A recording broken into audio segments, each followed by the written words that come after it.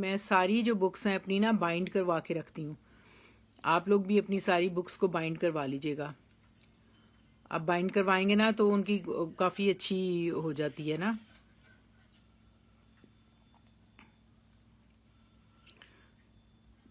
اچھی ان کی کافی دیر چل جاتی ہیں.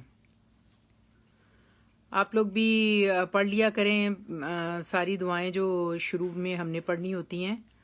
آپ لوگ بھی ان کو پڑھ لیا کریں کہ شروع کی دعائیں جو ہیں بڑی مدد کرتی ہیں. تو آپ لوگ پڑھ لیں. اعوذ باللہ من الشیطان الرجیم. بسم اللہ الرحمن الرحیم.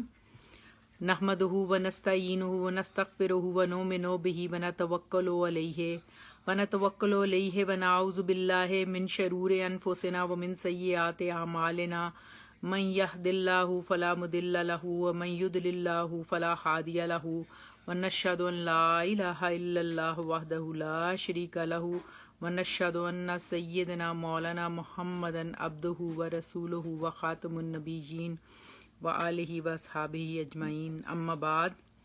ربنا تقبل منا انک انت السمیع العلیم وتب علینا انک انت التواب الرحیم.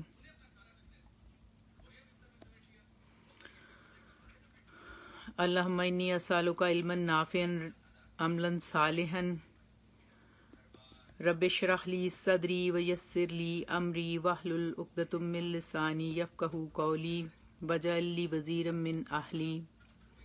آمین یا رب العالمین.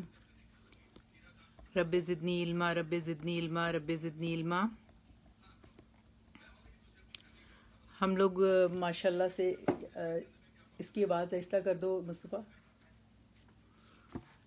ہم لوگ ماشاءاللہ سے اللہ کا احسان ہے. اب ہم لوگوں نے سورۃ الاعراف جو شروع کی ہوئی ہے اس کے ہم اینڈ پہ آ رہے ہیں اور یہ بہت ہی پیاری سورہ مبارکہ ہم نے پڑھی. یہ مکی صورتوں کے سلسلے کی سورہ مبارکہ سورۃ الانعام کی جڑواں صورت. اور اس میں جو ہے ہم لوگوں نے بہت پیاری دعائیں بھی پڑھیں اور سب جو اللہ تعالیٰ نے حضرت آدم سے لے کے جو بھی پیغمبر بھیجے ان سب کے اللہ سبحانہ و تعالیٰ نے واقعات مختصر بیان کرتے ہوئے اہل قریش کو متنبع کیا کہ اگر تم لوگوں نے ان واقعات سے سبق حاصل نہ کیا تو تم لوگ بھی اپنا انجام دیکھ لو کہ تم لوگوں کا انجام ایسے ہی ہوگا.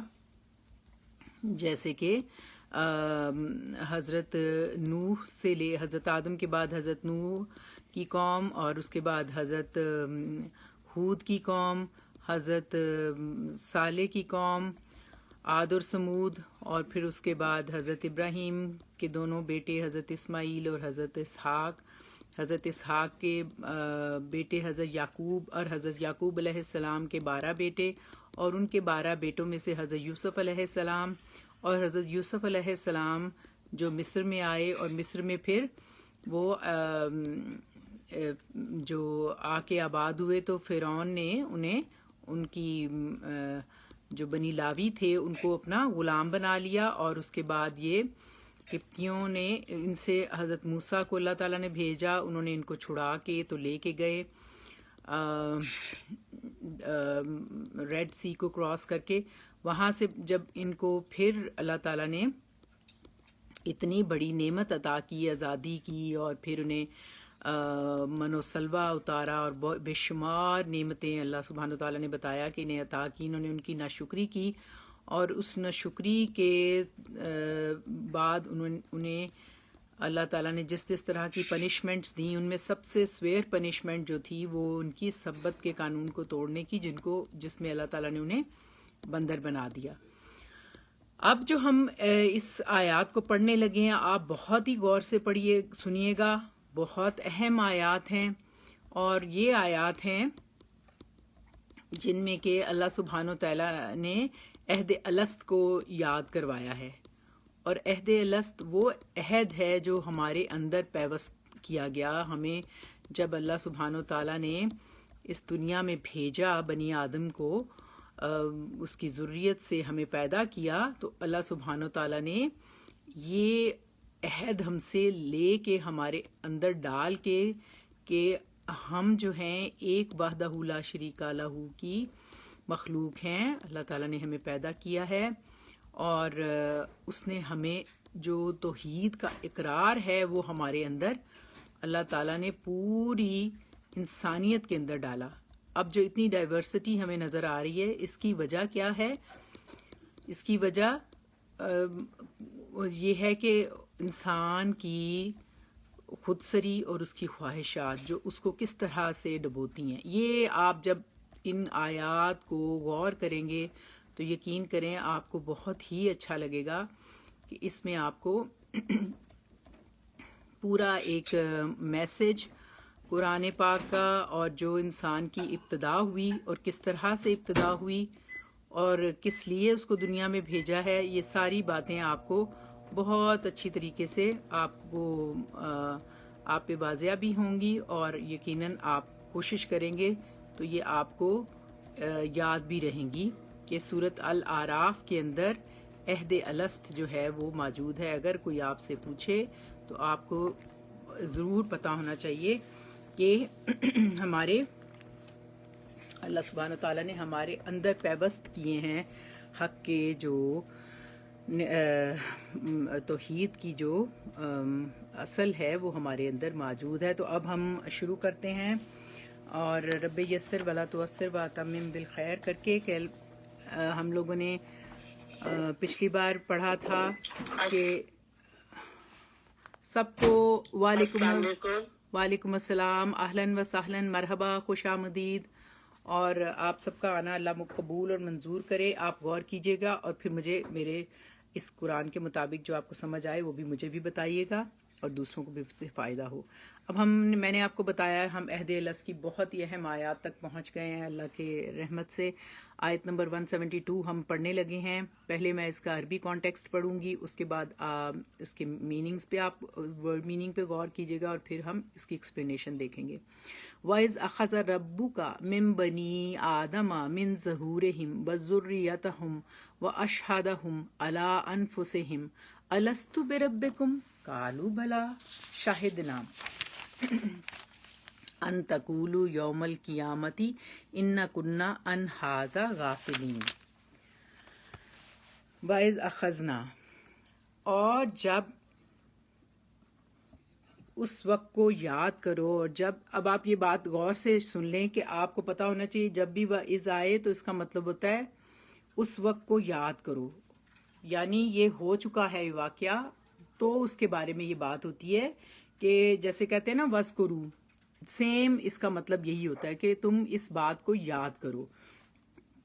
تو اللہ سبحانہ تعالیٰ فرما رہے ہیں وَإِذْ أَخَذَ رَبُّكَ، اور جب لیا تمہارے رب نے، کیا اور کس سے؟ غور کریں. مِن بنی آدم، آدم کی اولاد سے، بنی آدم سے، من ظہورہم، من ظہورہم ان کی پیٹھوں سے، پشتوں سے. ظہر کہتے ہیں یہ واحد ہے، ظہورن جمع ہے، اور من ظہورہم، من جو ہے حرف جار ہے اور جو اس نے اپنے بعد والے ظہورن کو زیر دے کے ظہورن کیا کر دیا، یعنی نسب دے دیا. یہ نسبی حالت میں آ گیا. تو اس کا مطلب ہے کہ تم اس وقت کو یاد کرو جب اللہ سبحانہ تعالیٰ نے بنی آدم کی اولاد سے، بنی آدم کی پشت سے، ظہور ہوتا ہے پشت سے، اللہ تعالیٰ نے بنی آدم کی پشتوں سے ان کی اولاد کو اخذا کا مطلب ہوتا ہے لیا یا نکالا، یعنی اس کو نکالا. جیسے کہ سورۃ الانعام میں بھی ہم 133 میں پڑھ کے آئے تھے کما انشاکم من ذریات قوم آخرین، جیسے پیدا کیا تم کو دوسروں کی ذریت سے. اور یہ آخرین کا لفظ ابھی آپ نے حدیث میں پڑھا تھا، کسی کو یاد ہے؟ ابھی میں نے یہ حدیث آپ کو پڑھائی تھی تو اس میں بھی یہ لفظ آیا تھا نا کہ وَيَدَهُ بِهِ آخرین يَرْفَعُ وَيَدَهُ، یعنی اللہ تعالیٰ رفت دیتا ہے اور یدہ اس کو پستی دیتا ہے، آخرین دوسروں کو. اور یہ میں نے آپ کو بتایا تھا کہ یہ اعراب بالحرف ہیں. تو یہی بات اللہ تعالیٰ اس میں فرما رہے ہیں کہ اللہ تعالیٰ نے اور ذریت کا لفظ بھی آپ غور کر لیں کہ ذریت کا لفظ قرآن پاک میں 38 ٹائم استعمال ہوا ہے، اور اس کا روٹ ہے زال را را، جس کا مطلب ہوتا ہے پھیلانا، کیونکہ اولاد بھی پھیل جاتی ہے، اور ذرن سے جس کا معنی پیدا کرنا، یعنی بوتھ اینگلز میں اگر ان کے میننگز دیکھا جائیں تو اس کا مطلب پیدا کرنا، پھیلا دینا ہوتا ہے، یا پھر پیدا کرنا. اور ذریت جو پہلے اس کا مطلب ہوتا تھا چھوٹی اولاد کے لیے استعمال ہوتا تھا، لیکن پھر ہر طرح کی جو آگے ذریت اولاد ہے تو ذریت کا لفظ استعمال ہونے لگا. تو وَشَهَدَهُمْ، اور اس سے گواہ بنایا. ہم کون ہیں؟ کن کو اللہ تعالیٰ نے گواہ بنایا؟ یہ جو آ رہا ہے نا وَإِذْ أَخَذَ رَبُّكَ مِن بَنِي آدَمَ مِن ظُهُورِهِمْ، اس میں جی بنی آدم کو بالکل صحیح، بالکل صحیح، شاباش. یہ کون بولا ہے؟ شاکرہ. ہاں جی، ماشاءاللہ. دیکھیں یہ آپ کو جب آپ کانٹیکسٹ کو غور کریں گے نا تو پھر ہی آپ کو پتہ چلے گا کہ اللہ تعالیٰ کسے کہہ رہے ہیں. ہم کی ضمیر بہت دفعہ آئی ہے، اور ہم کا مطلب ہوتا ہے ضمائر جو ہوتے ہیں وہ راجع ہوتے ہیں، رجوع کرتے ہیں اپنے پیچھے والے ناؤن سے. یہ پرو ناؤنز ہوتے ہیں جو ناؤن کی طرف واپس جاتے ہیں. اس میں ضمیر جو ہوتی ہیں وہ اس اسماء ہوتے ہیں اور پراپر ناؤن ہوتے ہیں، اس میں آتے ہیں نا، معرفہ میں آتے ہیں. تو وَأَشْهَدَهُمْ، اور اس سے گواہ بنایا اللہ تعالیٰ نے بنی آدم کو، یعنی اللہ تعالیٰ نے پشت در پشت نکالا، یعنی آدم سے اس کی اولاد کو، پھر اس سے اس کے بچوں کو، یعنی جنریشن ٹو جنریشن. وہ جیسے ابھی ہم نے پڑھا ہے نا فَاذْكُرُوا إِذْ جَعَلَكُمْ خُلَفَاءَ، یعنی ایک کے بعد ایک اولاد اللہ تعالیٰ نے خلفاء بنائی بنی آدم کو.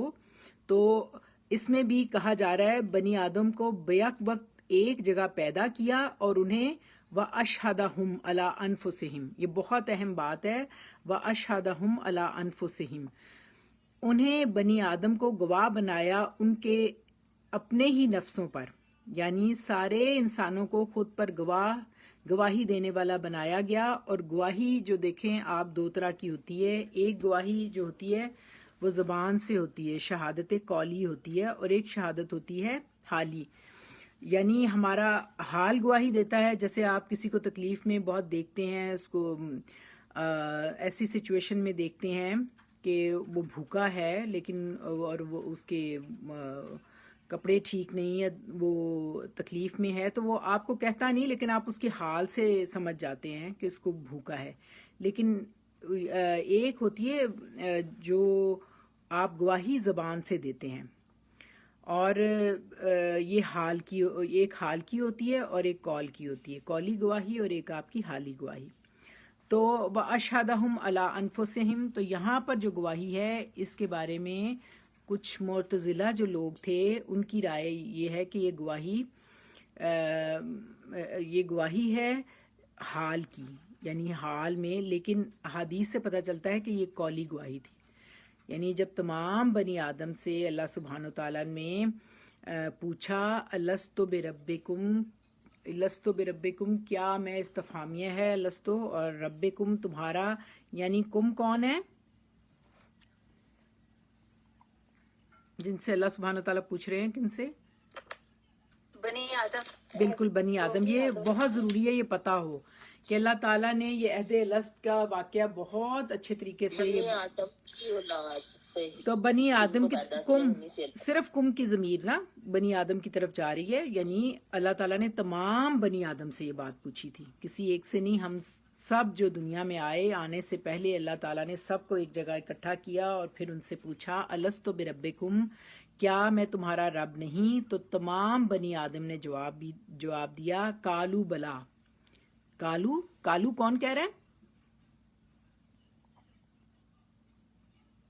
بنی آدم. ہاں بنی آدم نے بالکل، کہا.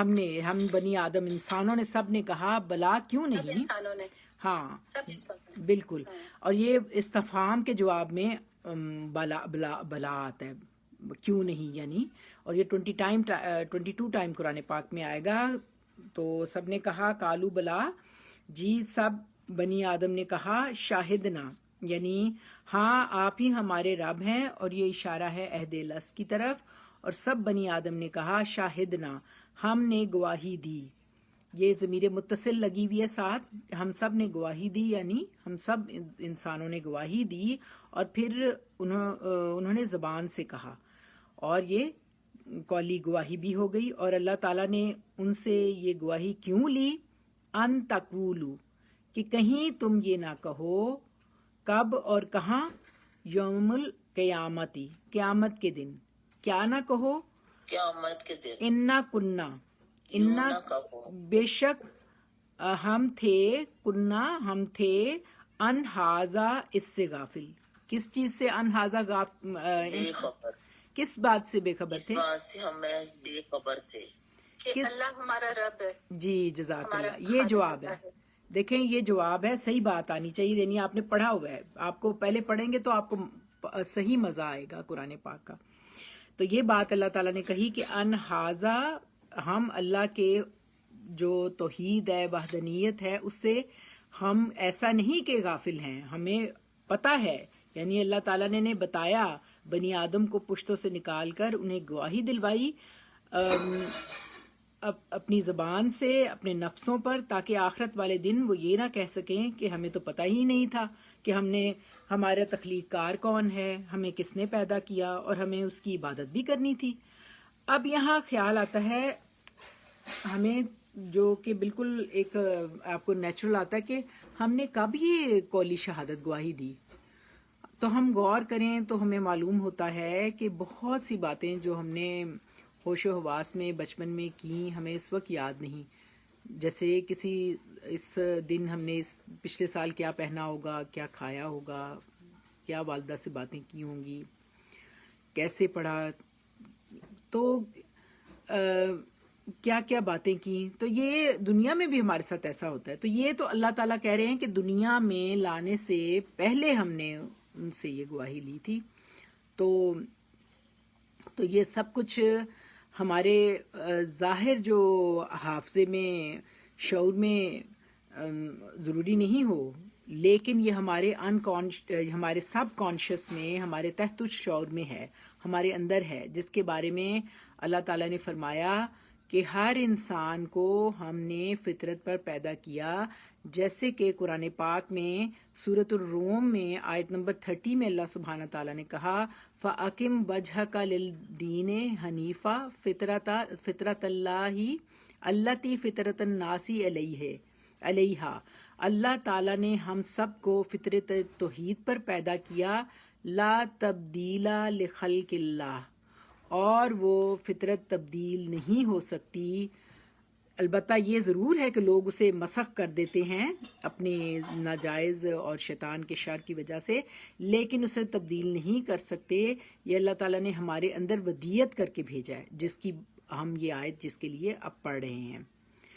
تو حدیث سے بھی پتہ چلتا ہے کہ صحیحین کی حدیث ہے کہ ہر بچہ اپنی فطرت پر پیدا ہوتا ہے، یعنی فطرت توحید پر پیدا ہوتا ہے، پھر اس کے والدین اس کو عیسائی، مجوسی یا یہودی بنا دیتے ہیں۔ جیسے سارے جانور صحیح پیدا ہوتے ہیں تو ان کے مالک ان کے کان وغیرہ کاٹ دیتے ہیں، یعنی بتوں کے نام پر ان کے کان کاٹ دیتے ہیں۔ جیسا کہ آپ جانتے ہیں یہ مکی سورہ مبارکہ ہے، اور مکہ میں جو کچھ کر رہے تھے قریش، ان کے بارے میں یہ بات ہے کہ وہ یہ کرتے تھے، بتوں کے نام پہ کان کاٹ دیتے تھے۔ تو ایک اور حدیث میں آتا ہے کہ میں نے اپنے بندوں کو حنیف پیدا کیا، یعنی موحد پیدا کیا، اور شیطان نے انہیں گمراہ کر دیا، اور انہوں نے اپنے اوپر حرام کر لیا جو میں نے ان کے اوپر حلال کیا تھا۔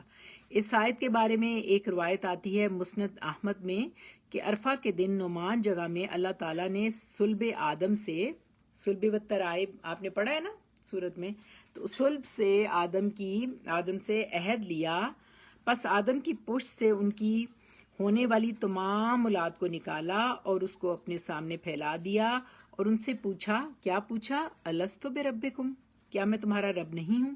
سب نے کہا قالوا بلا، کیوں نہیں، شاہدنا، ہم سب آپ کے رب ہونے کی گواہی دیتے ہیں۔ اس میں امام شوکانی فرماتے ہیں یہ عالم زر کہلاتا ہے، یعنی یہ کہاں ہوا، کس جگہ ہوا؟ عالم زر میں، یعنی یہ ایک دنیا ہے، ایک آخرت کی دنیا ہے، اور ایک وہ جگہ ہے جو اس روایت میں عرفہ کے دن نعمان جگہ بتائی جا رہی ہے، لیکن امام شوکانی نے اسے عالم زر کا نام دیا ہے۔ پھر ایک روایت میں آتا ہے کہ اللہ تعالیٰ نے آدم علیہ السلام کو پیدا کرنے کے بعد ان کی پشت پر ہاتھ پھیرا اور قیامت تک پیدا ہونے والی ارواح کو پیدا کیا اور ان کو وہ شکل دی گئی جو انہیں دنیا میں انہیں ملنے والی تھی، اور بعض جگہ آتا ہے کہ وہ روحیں چوٹیوں کی طرح تھیں، یعنی بہت چھوٹی تھیں، اور پھر انہیں ارواح کو مخاطب کر کے کہا گیا اس بھری کائنات کو دیکھو اور بتاؤ کیا تمہارا میرے سوا کوئی اور پروردگار نظر آتا ہے، کوئی اور پروردگار ہے، اور کیا میں تمہارا پروردگار نہیں ہوں؟ تو سب ارواح نے مل کر یقین کے ساتھ یہ شہادت دی کہ اے اللہ صرف آپ ہی ہمارے پروردگار ہیں۔ تو بہرحال کچھ احادیث ترمذی، مالک، ابو داؤد، مسند احمد اور صحابہ سے منقول ہیں، بعض اقوال صحابہ کے بھی اس سلسلے میں موجود ہیں، لیکن ہمیں اس سلسلے میں ضروری ہے کہ ہمیں یقین اور ایمان ہو جو کچھ اللہ تعالیٰ اس آیت میں فرما رہے ہیں۔ اس آیت میں کیا لکھا ہوا ہے کہ تیرے رب نے ایک وقت بنی آدم کی ساری اولاد کو پوچھا تھا ان کی پشتوں سے نکال کر، اور انہیں ان کے اپنے نفسوں پر ان کو گواہی دلوائی تھی اور کہا تھا، پوچھا تھا کیا میں تمہارا رب نہیں ہوں؟ تو سب نے کہا تھا شاہدنا، آپ ہمارے پروردگار ہیں، ہم گواہی دیتے ہیں۔ اور یہ اس لیے کیا گیا کہ قیامت کے دن کوئی یہ نہ کہے کہ ہمیں تو اس بات کا پتہ ہی نہیں تھا۔ لیکن ہوتا یہ ہے کہ جب ہم کسی ماحول میں آتے ہیں تو اس ماحول کے اثرات سے بھول جاتے ہیں، تو اس اثر کو دور کرنے کے لیے اللہ سبحانہ و تعالیٰ نے مختلف اوقات میں مختلف پیغمبر بھجوائے، یعنی ایسا نہیں کہ ایک بات کہہ کے ہمیں چھوڑ دیا، بلکہ مختلف زمانوں میں مختلف انبیاء اور رسل بھیجے، انہوں نے آ کر اسی عہد لست کی جو یاد دہانی ہے وہ کروائی، اور دین حنیف کی، اللہ تعالیٰ کی وحدانیت کی سب کو دعوت دی اور تلقین کی۔ تو یہ بڑی اہم آیت تھی 172 آیت مبارکہ سورۃ الاعراف کی۔ اس کے بعد آپ 173 آیت کے پر غور کریں،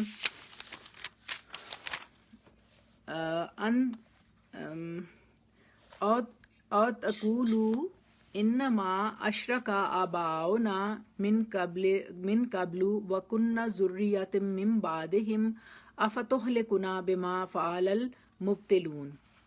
اب آپ دیکھیں، او ہوتا ہے یا، او تقولو، یا تم یہ نہ کہو، انما اشرک آباؤنا، کہ ہمارے باپ دادا نے شرک کیا تھا۔ یہ اب اللہ سبحانہ تعالیٰ بتا رہے ہیں کہ اس قسم کے ایکسکیوزز آخرت میں نہیں چلیں گے، یہ اس سے بچنے کے لیے کہ آخرت میں ہم اس قسم کے لیم ایکسکیوزز نہ کریں، اللہ سبحانہ تعالیٰ نے عہد الست بھی لیا ہوا ہے جو اس کا ہمارے اندر ہے شعور، اور اس کے علاوہ اللہ تعالیٰ نے پورا انتظام کیا ہوا ہے، نبیوں کا سلسلہ ہے، اور اس کے علاوہ اللہ تعالیٰ بتا رہے ہیں کہ آخرت میں آ کے تم یہ نہ کہو کہ ہمارے باپ دادا نے شرک کیا تھا من قبلو، اس سے پہلے، وَكُنَّ ذُرِّيَّةً مِّن بَعْدِهِمْ، اور ہم تو ان کے بعد ان کی اولاد تھے۔ آپ کو پتہ ہے نا کہ یہ ڈائریکٹ اس کے ایڈریس کن لوگوں سے خطاب ہے یہ آیات کا،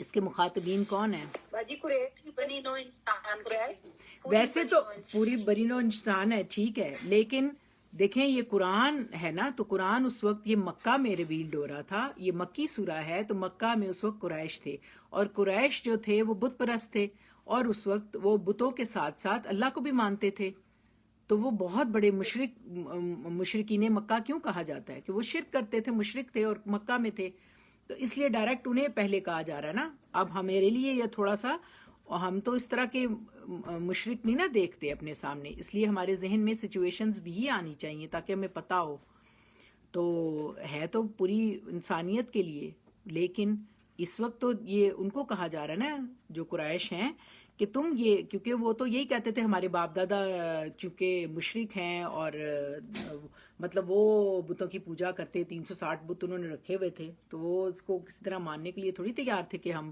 ان کو نکال دیں یہاں سے، یا ہم ان کو نہ مانیں. تو وہ ان کے خیال میں تو ہم اینڈ میں جا کے ان کا یہی خیال تھا کہ وہ ہم یہی کہیں گے کہ یہ ہمارے تو بزرگ ہی ایسے کرتے تھے. تو اللہ تعالیٰ نے کہا کہ اس وقت یہ نہیں مانا جائے گا. دیکھیں یہ کہہ رہے ہیں اللہ تعالیٰ اور تقولو انما اشرکا آباؤنا من قبل، کہ اس سے پہلے تم کہو کہ تمہارے باؤ اجداد جو ہیں وہ مشرک تھے. وَكُنَّا ذُرِّيَّةً مِّن بَعْدِهِمْ، تو ہم تو انہی کی ذریت ہیں. ہمارا کیا ہے؟ ہمارا جو مشرک ہونا ہے وہ اپنا سارا الزام اپنے باپ دادا پہ ڈال دیں، تو ایسا نہیں ہو سکے گا. اس لیے اللہ تعالیٰ بتا رہے ہیں اَفَتُهْلِكُنَا، کیا پھر تو ہلاک کرے گا ہم کو. اب یہ کون کہہ رہا ہے؟ اَفَتُهْلِكُنَا، یہ وہ لوگ کہہ رہے ہیں، مطلب جو مشرک ہیں، مشرک کہ اگر وہ قیامت والے دن یہ نہ کہیں کہ آپ ہمیں اللہ کے اس چیز پہ ہمیں پکڑ رہے ہیں جو ہم نے نہیں کیا، بلکہ ہمارے باپ دادا نے کیا تھا اور ہم تو اس سے غافل ہیں. اب بالکل صحیح بات ہے، ماشاءاللہ سے بالکل صحیح.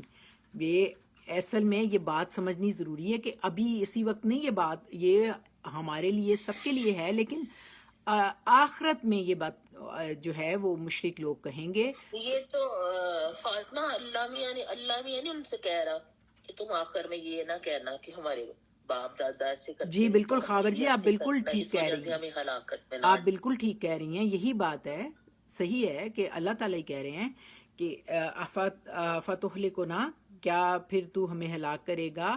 یہ اللہ تعالیٰ سے وہ پوچھ رہے ہیں جو وہاں آخرت میں چلے جائیں گے اور اللہ تعالیٰ کے آگے یہ الزام دیں گے کہ ہمارے جو باپ جو عظما نے بات کہی ہے نا، بالکل صحیح کہی ہے کہ ہمارے باپ دادا مشرک تھے اس لیے ہم نے شرک کیا، ہماری تو کوئی غلطی نہیں ہے. تو اب کیا جو غلطی ہمارے باپ دادا نے کی اس کی سزا ہم بھگتیں؟ تو یہ غلط ایک بات ہے نا. بما فعلا، باوجہ اس کے جو کیا تھا، المبتلون، جھوٹے لوگوں نے، اہل باطل نے اپنے باپ دادا کو وہ کہیں گے نا. اب یہ اہل باطل کن کو کہا جا رہا ہے؟ دیکھیں یہ اہل باطل جو ہے نا، یہ کون ہے بتائیں نا اب آپ. قریش والوں کو کہہ رہے ہیں. نہیں دیکھیں یہ جو ابھی عظما نے بات کی، یہ آخرت میں وہ کہیں گے کہ ہمارے باپ دادا باطل تھے. کیونکہ آخرت میں تو یہ ایک دوسرے کے جو بڑے ساجی نظر آ رہے ہیں دنیا میں، دشمن بن جائیں گے. تو ان کے اوپر الزام بھی تو یہ اسی لیے لگا رہے ہیں کہ وہ دوزخ میں چلے جائیں، ہم بچ جائیں. تو اللہ تعالیٰ بتا رہے ہیں، یہ ساری ڈیٹیل بتا رہے ہیں قرآن پاک میں، اس لیے کہ ہمارے ذہنوں میں یہ فریش رہے کہ ہم جو بھی کام کر رہے ہیں ہم آنسریبل ہیں اس کے لیے. ہم خود آنسریبل ہیں، کوئی اور ہمارے لیے آنسریبل نہیں ہوگا. تو مشرک جو تھے، جو شرک کر رہے تھے خانہ کعبہ مکہ میں، وہ لوگ اپنے بزرگوں کو یہ الزام دیں گے کہ وہ مبتلون تھے، وہ باطل تھے، ہم تو بڑے اچھے ہیں، ہمیں کیوں اس میں دھوکا جا رہا ہے جہنم میں. تو باطل کی ضد ہے حق. اور آپ کو پتہ ہے اونا کس چیز کی ساؤنڈ ہے؟ یہ کیا ہے؟ کون سے اعراب ہیں؟ باجی جمع مکسر ہے یہ. جمع مکسر تو ابھی آپ نہ کہیں، لیکن اونا آپ کہیں کہ اعراب بالحرف ہیں. ان میں کون سے حرف ہیں جو اعراب کا شو کر رہے ہیں؟ کون سے جی آپ بتا دیں شبانہ. یہ جمع سالم ہے، جمع سالم میں اونا کی آواز آتی ہے، جمع مکسر میں تو نہیں آتی. ہاں بالکل صحیح ہے، دیکھا نا، غلطی پکڑ لی نا. کیا آتے ہیں نا اس وجہ. یہ جلدی میں غلطی آپ نے کی ہے، ویسے مجھے پتا ہے کہ آپ کو آتا ہے، آپ لوگوں نے کام بھی اچھا کر کے بھیجا ہے. تو جھوٹے لوگوں نے، اہل باطل نے حق وہ کہا کہ وہاں کہیں گے کہ ہمارے بزرگ جو تھے وہ باطل تھے، ان کو برا بھلا کہیں گے. تو وہ یہ نہیں کہہ سکیں گے کہ ہمارے آباء و اجداد ایسا کرتے تھے لہٰذا ہم بھی یہی کریں گے، اور اب ہم اپنے آباء و اجداد کا طریقہ نہیں چھوڑ سکتے. تو یہاں بتایا جا رہا ہے آباء و اجداد کے طریقے سے پہلے اللہ تعالیٰ نے یہ ابھی جو بتا دیا ہے کہ عہد لست، یہ ایک سبق بھی دیا گیا تھا جو اللہ تعالیٰ پوچھیں گے آخرت میں، یعنی کہ جو یہ تمہیں سبق دیا گیا تھا جو تمہارے دل میں محفوظ ہے اور تمہارے ضمیر اس کی جو گواہی بھی دیتا ہے اور تم اندر سے اس بات کو جانتے ہو کہ اس کائنات کا پیدا کرنے والا ہے کوئی ہے اور وہ ایک وحدہ لا شریک الہ ہے، لیکن تم اپنی خواہشات کی پیروی میں اپنے آباء و اجداد کی اندھی تقلید میں شرک کر رہے ہو، اور قیامت کے دن اس شرک کی تمہارے پاس کوئی دلیل نہ ہوگی. یعنی وہ تم جو ایکسکیوز دو گے باپ دادا کا وہ کوئی ایکسکیوز نہیں ہوگا. تم یہ روز قیامت نہیں کہہ سکو گے کہ چونکہ ہمارے باپ دادا شرک کرتے تھے لہٰذا ہم ان کی اولاد ہیں اس لیے ہم بھی شرک کر رہے ہیں. افتہلکونا، کیا اب تو ہمیں سزا. کسی کا لگتا ہے کہ مائک کھلا ہوا ہے، ذرا میوٹ کروا دو، شور آ رہا ہے. ہاں جی پتہ ہے آپ لوگ یہ کائنڈلی پریکٹس رکھیں، میوٹ ضرور کر دیا کریں، سب میوٹ ان میوٹ کی پریکٹس رکھیں گے تو سب کے لیے ایک نیکی والی بات ہوگی، کیونکہ پھر کمفرٹیبل ہو جاتا ہے بات سمجھنے میں نا. میں نے دیکھے اپنی بعض اوقات ویڈیو بھی آف اس لیے کر دیتی ہوں کہ آواز اسموتھ ہو جائے نا. تو ماشاءاللہ اب اچھی آ رہی ہے. تو افتخلقونا، کیا اب تو ہمیں سزا دے گا اس وجہ سے کہ کچھ جھوٹے اور غلط کار لوگوں نے شرک کیا اور ہم اس کی پیروی کی. یعنی لوگوں کا یہ عذر کہ ہمارے باپ دادا مشرک تھے تو ہم نے ان شرک کیا، تو ہم ان کے گھر پیدا ہوئے تو ہمیں اس میں ہماری کوئی غلطی نہیں، اس کی پیروی کی اور اس لیے یہ ہمارا جرم نہیں ان کا ہے. تو اللہ تعالیٰ نے بتا دیا کہ اس قسم کے ایکسکیوزز وہاں پہ نہیں چلیں گے. تو اسی جو جواز اور بہانے کو یا ایکسکیوز کی وجہ سے اللہ تعالیٰ نے پوری جو آدم کی ذریت ہے اس سے گواہی لی تاکہ خارجی اثرات کا بہانہ یا عذر پیش کر کے کوئی بھی اپنے آپ کو بچا نہیں سکے گا وہاں پر. اور ہر ایک کو یہ جو عہد الست ہے یہ اس کے اندر پیوست ہے، تو اس کو اسی کے مطابق اس کو اپنا آنسر دینا پڑے گا.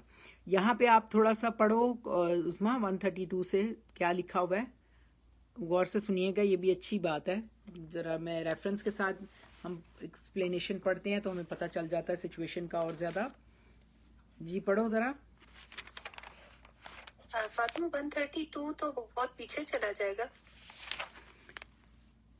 ہاں نہیں ٹھیک ہے، اچھا نہیں یہ 132 تو نہیں، ہاں یہ پیچھے والا ہے، یہ نہیں ہے. کون سا ہے یہاں سے پھر 133 سے پڑھ لو.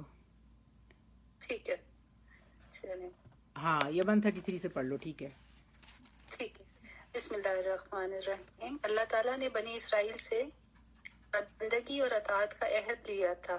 اب عام انسانوں کی طرح خطاب کر کے انہیں بتایا جا رہا ہے کہ بنی اسرائیل ہی کی کوئی خصوصیت نہیں ہے. دراصل تم سب اپنے خالق کے ساتھ ایک میثاق میں بندھے ہوئے ہو اور تمہیں ایک روز جواب دہی کرنی ہے کہ تم نے اس میثاق کی کہاں تک پابندی کی. نیکسٹ بھی پڑھوں؟ ہاں یہ تو پڑھنے والا ہے. ہاں، یہ متعدد احادیث سے معلوم ہوتا ہے کہ معاملہ تخلیق آدم علیہ السلام کے موقع پر پیش آیا تھا. اس وقت جس طرح فرشتوں کو جمع کر کے انسان اول کو سجدہ کرایا گیا تھا اور زمین پر انسان کی خلافت کا اعلان کیا گیا تھا، اسی طرح پوری نسل آدم علیہ السلام کو بھی جو قیامت تک پیدا ہونے والی تھی اللہ تعالیٰ نے بیک وقت وجود اور شعور بخش کر اپنے سامنے حاضر کیا تھا اور ان سے اپنی ربوبیت کی شہادت لی تھی. اس آیت کی تفسیر میں حضرت ابی بن کعب نے غالباً نبی صلی اللہ علیہ وسلم سے استفادہ کر کے جو کچھ بیان کیا ہے وہ اس مضمون کی بہترین شرح ہے. وہ فرماتے ہیں اللہ تعالیٰ نے سب کو جمع کیا اور ایک ایک قسم یا ایک ایک دور کے لوگوں کو الگ الگ گروہوں کی شکل میں مرتب کر کے انہیں انسانی صورت اور گویائی کی طاقت عطا کی. پھر ان سے عہد و میثاق کیا اور انہیں اپنے اوپر گواہ بناتے ہوئے پوچھا کیا میں تمہارا رب نہیں ہوں؟ انہوں نے عرض کیا ضرور آپ ہمارے رب ہیں. تب اللہ تعالیٰ نے فرمایا کہ میں تم پر زمین و آسمان سب اور خود تمہارے باپ آدم علیہ السلام کو گواہ ٹھہراتا ہوں تاکہ تم قیامت کے روز یہ نہ کہہ سکو کہ ہم کو اس کا علم نہ تھا. خوب جان لو کہ میرے سوا کوئی مستحق کی عبادت نہیں ہے اور میرے سوا کوئی رب نہیں ہے. تم میرے ساتھ کسی کو شریک نہ ٹھہرانا. میں تمہارے پاس اپنے پیغمبر بھیجوں گا جو تم کو یہ عہد و میثاق جو تم میرے ساتھ باندھ رہے ہو یاد دلائیں گے، اور تم پر اپنی کتابیں بھی نازل کروں گا۔ اس پر سب انسانوں نے کہا کہ ہم گواہ ہوئے، آپ ہی ہمارے رب اور آپ ہی ہمارے معبود ہیں، آپ کے سوا نہ کوئی ہمارا رب ہے نہ کوئی معبود۔ اس معاملے کو بعض لوگ محض تمثیلی انداز بیان پر محمول کرتے ہیں۔ ان کا خیال یہ ہے کہ دراصل یہاں قرآن مجید صرف یہ بات ذہن نشین کرانا چاہتا ہے کہ اللہ کی ربوبیت کا اقرار انسانی فطرت میں پیوست ہے، اور اس بات کو یہاں ایسے انداز سے بیان کیا گیا ہے کہ گویا یہ ایک واقعہ تھا جو عالم خارجی میں پیش آیا، لیکن ہم اس تعویل کو صحیح نہیں سمجھتے۔ قرآن اور حدیث دونوں میں اسے بالکل ایک واقعے کے طور پر بیان کیا گیا ہے، اور صرف بیان واقعہ پہ ہی اکتفا نہیں کیا گیا، بلکہ یہ بھی ارشاد ہوا ہے کہ قیامت کے روز بنی آدم پر حجت قائم کرتے ہوئے اس ازلی عہد اور اقرار کو سند میں پیش کیا جائے، لہذا کوئی وجہ نہیں ہے کہ ہم اسے محض ایک تمثیلی بیان قرار دیں۔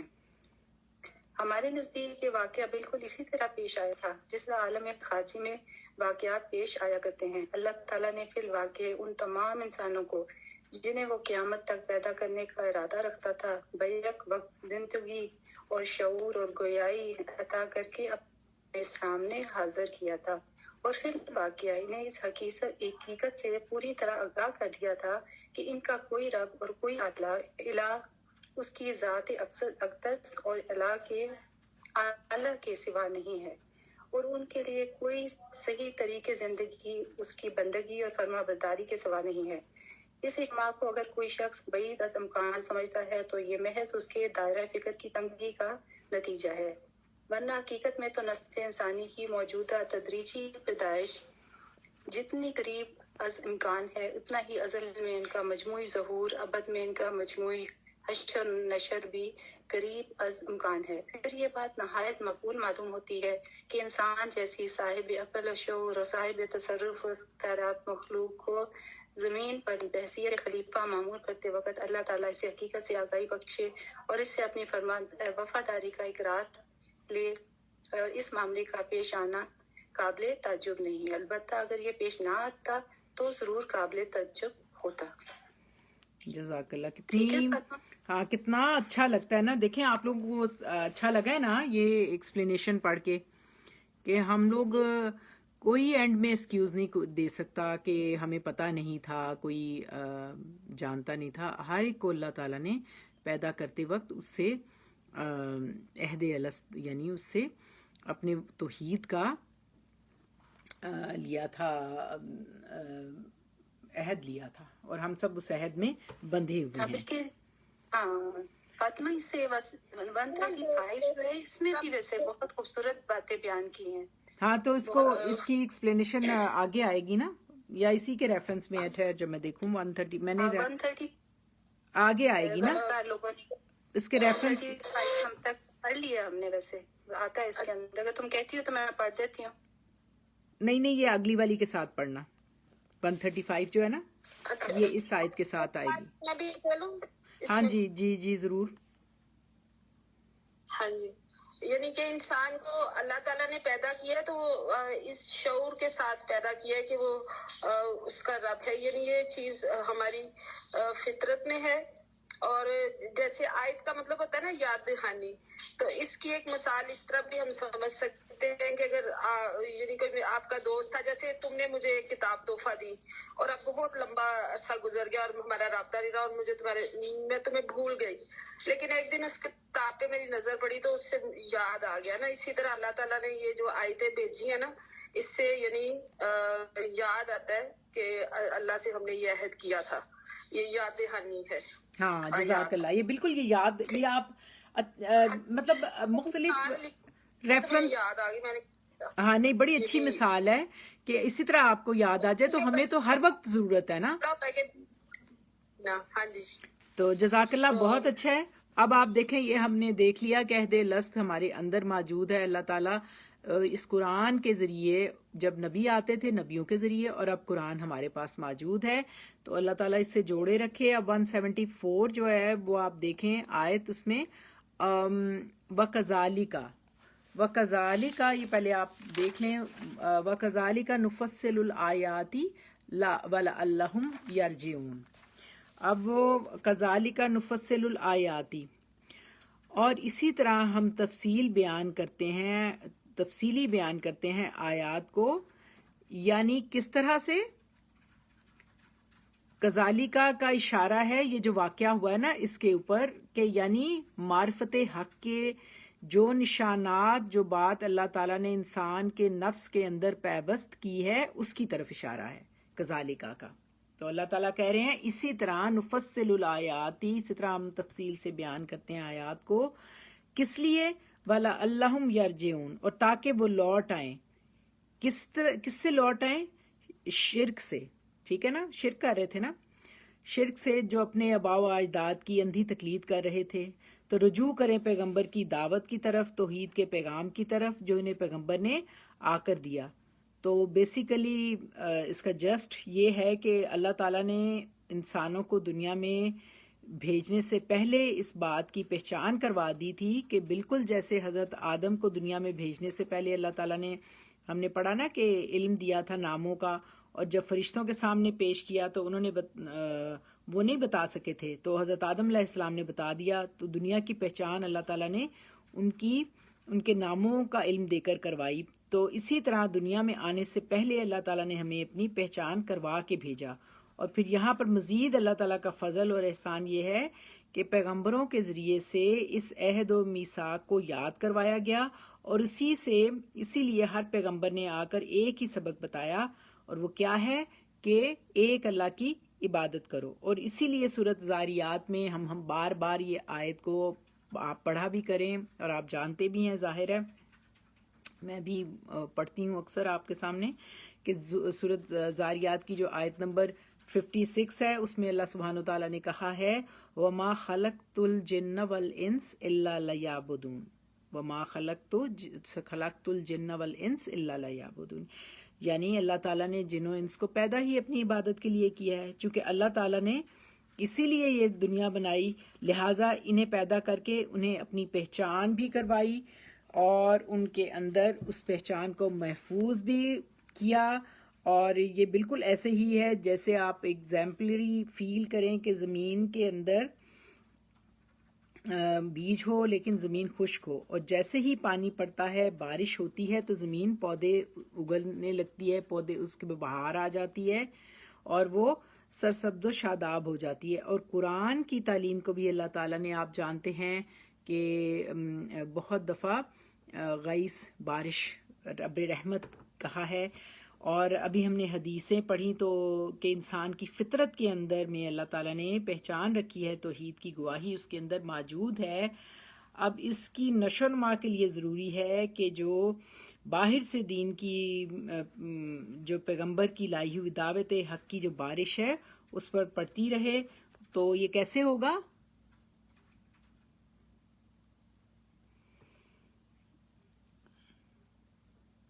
اللہ کی کتاب پڑھتے رہے۔ ہاں بالکل، یہ ہمارا طریقہ ہے کہ یہ ہم پڑھیں گے تو پھر ہم اس پہ رحمت ہوگی، اور ہمارا جو ایمان ہے وہ ہمیشہ فریش رہے گا، اور ہمارے ایکشنز میں آئے گا، کمپنی ہینڈ کریں گے، ہم اسے ابسارب کریں گے انشاءاللہ، اور ہمارا ایکشنز، ہمارے عمل ہوں گے، تو ایمان کا بیج جو اندر موجود ہے وہ گرو کرنے لگے گا، لہلہانے لگے گا، اور انسان خیر خواہی اور بھلائی کی طرف یرجعون، لوٹے گا۔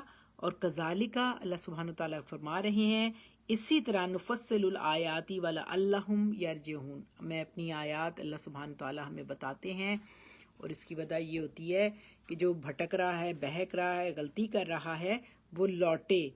تو یہ آیت پیغام حق سن کر اپنی غلطی سے جو توبہ کرنا چاہے وہ توبہ کر لیں اور حق کی طرف رجوع کر لیں، اور جو اپنی ضد پر اڑے رہنا چاہتے ہیں تو وہ اس کے خود ذمہ دار ہوں گے، وہ یہ نہیں سمجھیں گے کہ کسی اور کی گردن پر، یعنی جیسے وہ کہہ رہے تھے نا ہمارے آباء و اجداد چونکہ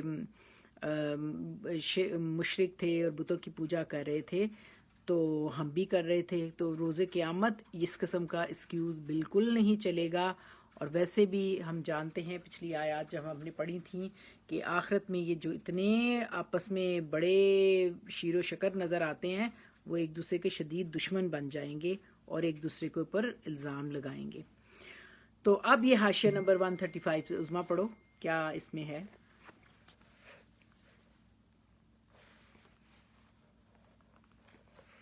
جی ٹھیک ہے 135 ہاں ٹھیک ہے. اس آیت میں وہ غرض بیان کی گئی ہے جس کے لیے ازل میں پوری نسل آدم سے اقرار لیا گیا تھا، اور وہ یہ ہے کہ انسانوں میں سے جو لوگ اپنے اللہ سے بغاوت اختیار کریں اور اپنے اس جرم کے پوری طرح ذمہ دار قرار پائیں، انہیں اپنی صفائی میں نہ تو لا علمی کا عذر پیش کرنے کا موقع ملے اور نہ وہ سابق نسلوں پر اپنی گمراہی کی ذمہ داری ڈال کر خود بری و ذمہ ہو سکیں. گویا بالفاظ دیگر اللہ تعالیٰ اس ازلی عہد و میثاق کو اس بات پر دلیل قرار دیتا ہے کہ نوع انسانی میں سے ہر شخص انفرادی طور پر اللہ کے الہ واحد اور رب واحد ہونے کی شہادت اپنے اندر لیے ہوئے ہے، اور اس بنا پر یہ کہنا غلط ہے کہ کوئی شخص کامل بے خبری کے سبب سے یا ایک گمراہ ماحول میں پرورش پانے کے سبب سے اپنی گمراہی کی ذمہ داری سے بری ہو سکتا ہے. اب سوال یہ پیدا ہوتا ہے کہ اگر یہ ازلی میثاق فی الواقع عمل میں آیا بھی تھا تو کیا اس کی یاد ہمارے شعور اور حافظے میں محفوظ ہے؟ کیا ہم میں سے کوئی شخص بھی یہ جانتا ہے کہ آغاز آفرینش میں وہ اپنے خدا کے سامنے پیش کیا گیا تھا، اس سے الستو بربکم کا سوال ہوا تھا اور اس نے کہا بلا کہا تھا؟ اگر نہیں تو پھر اس اقرار کو جس کی یاد ہمارے شعور اور حافظہ سے محو ہو چکی ہے ہمارے خلاف حجت کیسے قرار دیا جا سکتا ہے؟ اس کا جواب یہ ہے کہ اگر اس میثاق کا نقش انسان کے شعور اور حافظے میں تازہ رہنے دیا جاتا تو انسان کا دنیا کے موجودہ امتحان گاہ میں بھیجا جانا سرے سے فضول ہو جاتا، کیونکہ اس کے بعد تو اس آزمائش اور امتحان کے لیے کوئی معنی ہی باقی نہ رہ جاتے. لہٰذا اس نقش کو شعور اور حافظہ میں تو تازہ نہیں رکھا گیا، لیکن وہ تحت الشعور سب کانشیس مائنڈ میں وجدان میں یقیناً محفوظ ہے. وجدان کا مطلب ہوتا ہے دریافت کرنے کی قوت جو اللہ تعالیٰ نے انسان کو بخشی ہے. ہاں تو اس کے وجد ہوتا ہے نا، وجد میں آ جانا کہ آپ کے اندر آ جاتی ہے، پاور آ جاتی ہے، سمجھ جو یہ انسان کو اللہ تعالیٰ نے مطلب اسی سے قوت سے وجدان سے کام لے کے لوگ جو ہیں وہ اتنی ایجادات کرتے ہیں، نئی نئی چیزیں بناتے ہیں، تو وہ اسی تک جب انسان غور کرتا ہے تو وہ اس شعور تک پہنچ سکتا ہے. تو اس کا حال وہی ہے جو ہمارے تمام دوسرے تحت شعوری اور وجدانی علوم کا حال ہے. تہذیب اور تمدن اور اخلاق اور معاملات کے تمام شعبوں میں انسان سے آج تک جو کچھ بھی ظہور میں آیا ہے وہ سب در حقیقت انسان کے اندر بالقوہ موجود تھا. خارجی محرکات اور داخلی تحریکات نے مل جل کر اگر کچھ کیا ہے تو صرف اتنا کہ جو کچھ موجود تھا اسے بالفعل کر دیا. یہ ایک حقیقت ہے کہ کوئی تعلیم، کوئی تربیت، کوئی ماحولی تاثیر اور کوئی داخلی تحریک انسان کے اندر کوئی چیز بھی جو اس کے اندر بالقوہ موجود نہ ہو ہرگز پیدا نہیں کی جا سکتی. اور اسی طرح یہ سب مؤثرات اگر اپنا تمام زور بھی صرف کر دیں تو ان میں سے وہ یہ طاقت نہیں ہے صرف کر دیں تو ان میں یہ طاقت نہیں ہے کہ ان چیزوں میں سے جو انسان کے اندر موجود ہیں کسی چیز کو قطعی محو کر دیں. زیادہ سے زیادہ جو کچھ وہ کر سکتے ہیں وہ صرف یہ ہے کہ اسے اصل فطرت سے منحرف کر دیں. منحرف کا مطلب تبدیل کر دیں، لیکن وہ چیز تمام تحریفات کے باوجود اندر جو ہے موجود رہے گی، ظہور میں آنے کے لیے زور لگاتی رہے گی اور خارجی اپیل کا جواب دینے کے لیے مستعد رہے گی. یہ معاملہ جیسا کہ ہم نے ابھی بیان کیا ہے ہمارے تمام تحت الشعوری اور وجدانی علوم کے ساتھ عام ہے. وہ سب ہمارے اندر بالقوہ موجود ہیں اور ان کے موجود ہونے کا یقینی ثبوت ان چیزوں سے ہمیں ملتا ہے جو بالفعل ہم سے ظاہر ہوتی ہیں. ان سب کے ظہور میں آنے کے لیے خارجی تذکیر، یاد دہانی، تعلیم و تربیت اور تشکیل کی ضرورت ہوتی ہے، اور جو کچھ ہم سے ظاہر ہوتا ہے وہ گویا در حقیقت خارجی اپیل کا وہ جواب ہے جو ہمارے اندر کی بالقوہ موجودات کی طرف سے ملتا ہے. ان سب کو اندر کی غلط خواہشات اور باہر کی غلط تاثیرات دبا کر، پردہ ڈال کر منحرف اور مسخ کر کے کالعدم کر سکتی ہیں، مگر بالکل معدوم نہیں کر سکتی. اور اسی لیے اندرونی احساس اور بیرونی سعی دونوں سے اصلاح اور تبدیلی ممکن ہوتی ہے. ٹھیک یہی کیفیت اس وجدانی علم کی بھی ہے جو ہمیں کائنات میں اپنی حقیقی حیثیت اور خالق کائنات کے ساتھ اپنے تعلق کے بارے میں حاصل ہے. اس کے موجود ہونے کا یہ ثبوت یہ ہے کہ وہ انسانی زندگی کے ہر دور میں زمین کے ہر خطے میں، ہر بستی، ہر پشت اور ہر نسل میں ابھرتا رہا ہے، اور کبھی دنیا کی کوئی طاقت اسے محو کرنے میں کامیاب نہیں ہو سکی ہے۔ اس کے مطابق حقیقت ہونے کا ثبوت یہ ہے کہ جب کبھی وہ ابھر کر بالفعل ہماری زندگی میں کار فرما ہوا ہے، اس نے صالح اور مفید نتائج ہی پیدا کیے ہیں۔ اس کو ابھرنے اور ظہور میں آنے اور عملی صورت اختیار کرنے کے لیے خارجی اپیل کی ہمیشہ ضرورت رہی ہے۔ چنانچہ انبیاء علیہ السلام اور کتب آسمانی اور ان کی پیروی کرنے والے داعیان حق سب کے سب یہی خدمت انجام دیتے رہے ہیں۔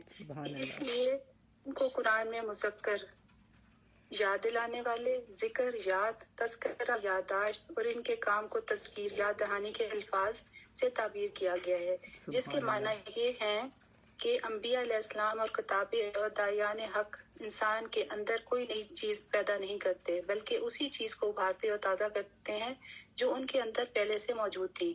نفس انسانی کی طرف سے ہر زمانے میں اس تذکیر کا جواب بصورت لبیک ملنا اس بات کا مزید ایک ثبوت ہے کہ اندر فی الواقعہ کوئی علم چھپا ہوا تھا جو اپنے پکارنے والے کی آواز پہچان کر جواب دینے کے لیے ابھر آیا۔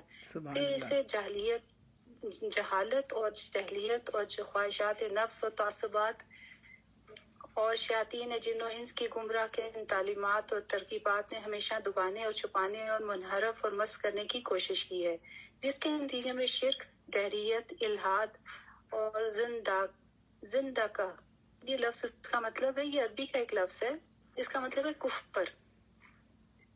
ہاں یہ وہی اس سے ریلیٹڈ ہے نا، سارے دہریہ ہو جانا، مطلب دین چھوڑ دینا، پھر الحاد، الگ ہو جانا، ایک ہی جیسے، ایک ہی جیسے، ہاں، شرک، دہریت، الحاد، یعنی ایمان چھوڑ دینا، کفر، سب تقریباً یہ ہم معنی الفاظ ہی ہیں۔ ٹھیک ہے۔ اور اخلاقی اور عملی فساد رونما ہوتا ہے، لیکن ضلالت کی ان ساری قوتوں کے متحدہ عمل کے باوجود اس علم کا پیدائشی نقص انسان کے لوہے دل پر کسی نہ کسی حد تک موجود رہا ہے۔ وہ اسی لیے تذکیر اور تجدید کی کوششیں اسے ابھارنے میں کامیاب ہوتی رہی ہیں۔ بلا شبہ دنیا کی موجودہ زندگی میں جو لوگ حق اور حقیقت کے انکار پر مصر ہیں اور اپنی حجت وادیوں سے اس پیدائشی نقش کے وجود کا انکار کر سکتے ہیں یا کم از کم اسے مشتبہ ثابت کر سکتے ہیں، لیکن جس روز یوم حساب برپا ہوگا، اس روز ان کا خالق ان کے شعور اور حافظہ میں روز اول کی اس اجتماع کی یاد تازہ کر دے گا جب کہ انہوں نے اس کو اپنا واحد اور معبود اور واحد رب تسلیم کیا تھا۔ پھر وہ اس بات کا ثبوت بھی ان کے اپنے نفس ہی سے فراہم کر دے گا کہ اس میثاق کا نقش ان کے نفس میں برابر موجود رہا، اور یہ بھی وہ ان کی اپنی زندگی ہی کے ریکارڈ سے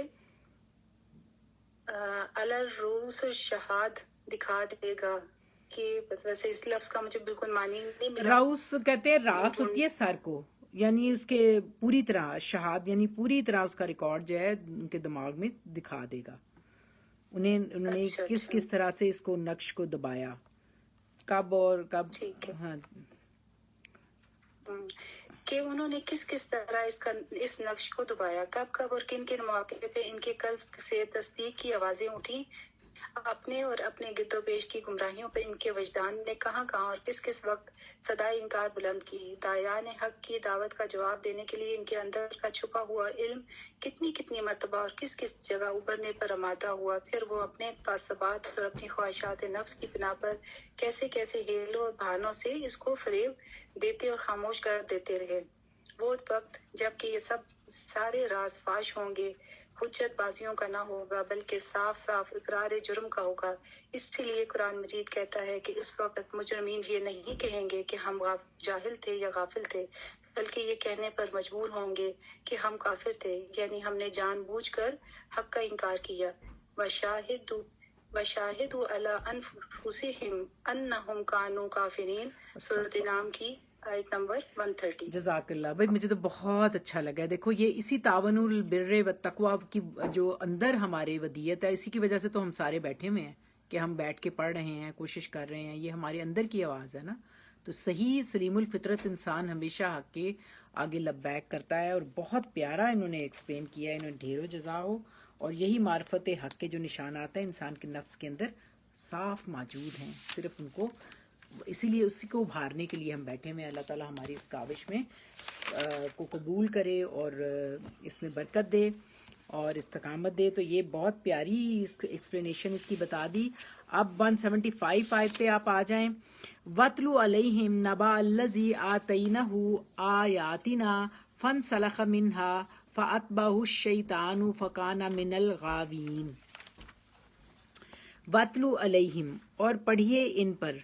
تا، واؤ اور لام اس کا روٹ ہے. قرآن پاک میں یہ لفظ 63 ٹائم آئے گا، اور مطلب یہاں ہے یہ جو تلاوت ہے نا وہ بھی اسی سے ہے. تو آپ جانتے ہیں کہ ظاہر ہے کہ یہ مکی صورت ہے. نبی صلی اللہ علیہ وآلہ وسلم کو اللہ تعالیٰ حکم دے رہے ہیں کہ وَاتْلُ عَلَيْهِمْ. علیہم کون ہے یہاں پہ؟ ان کو پڑھ کے سناؤ. کن کو پڑھ کے سناؤ؟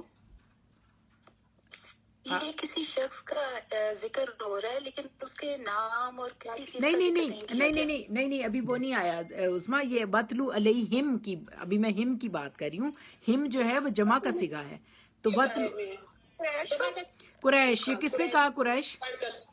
یہ شبانہ، یہ آپ نے ٹھیک کہا. ان کو کہا جا رہا ہے، ہاں انہیں ان کو پڑھ کے سناؤ، کیونکہ نبی پاک سے کہا جا رہا ہے نا کہ ان کو پڑھ کے سناؤ. علیہم، اللہ ہے نا حرف جار، ہم، اور یہ ان کے اوپر پڑھ کے سناؤ. نبا کون سی خبر ہوتی ہے؟ جو امپورٹنٹ خبر ہوتی ہے.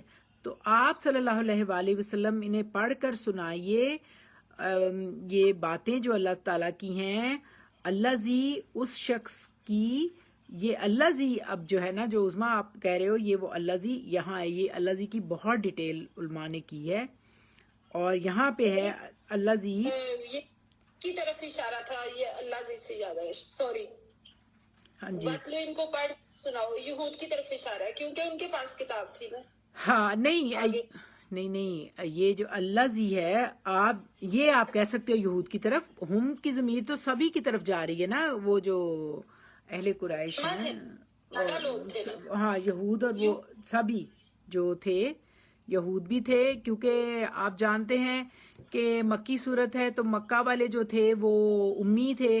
ان کے پاس تو کوئی نبی نہیں آیا تھا نبی پاک صلی اللہ علیہ وآلہ وسلم سے پہلے، تو ان کے پاس کتاب بھی نہیں تھی.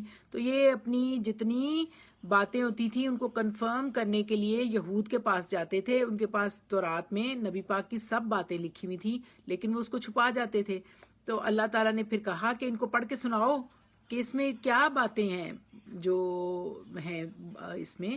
تو یہ کہا جا رہا ہے کہ ان کو پڑھ کے سناؤ. اور اللہ زی اس شخص کی، یہ اللہ زی آپ جانتے ہیں اس میں موصولہ ہے اور معرفہ ہے، لیکن تمثیلات میں ضروری نہیں کہ اس سے کوئی خاص شخص ہی مراد ہو جو خارج میں بھی موجود ہو، بلکہ متکلم جس کی تمثیل پیش کرنا چاہتا ہے اس کو نگاہ میں رکھ کر اس کا ایک ایسا سراپا آراستہ کر دیتا ہے جو اس پر پوری طرح منطبق، یعنی اس کے اندر وہ پوری طرح فکس ہو جائے. چونکہ پس منظر صرف واقعے کی تصویر کشی نہیں ہوتی، اس کا مقصد صرف یہی نہیں ہوتا کہ اس کی تصویر کشی کی جائے، بلکہ اس وجہ سے تقاضائے بلاغت یہ ہوتا ہے کہ اس سے پوری سچویشن ذہن میں آ جائے.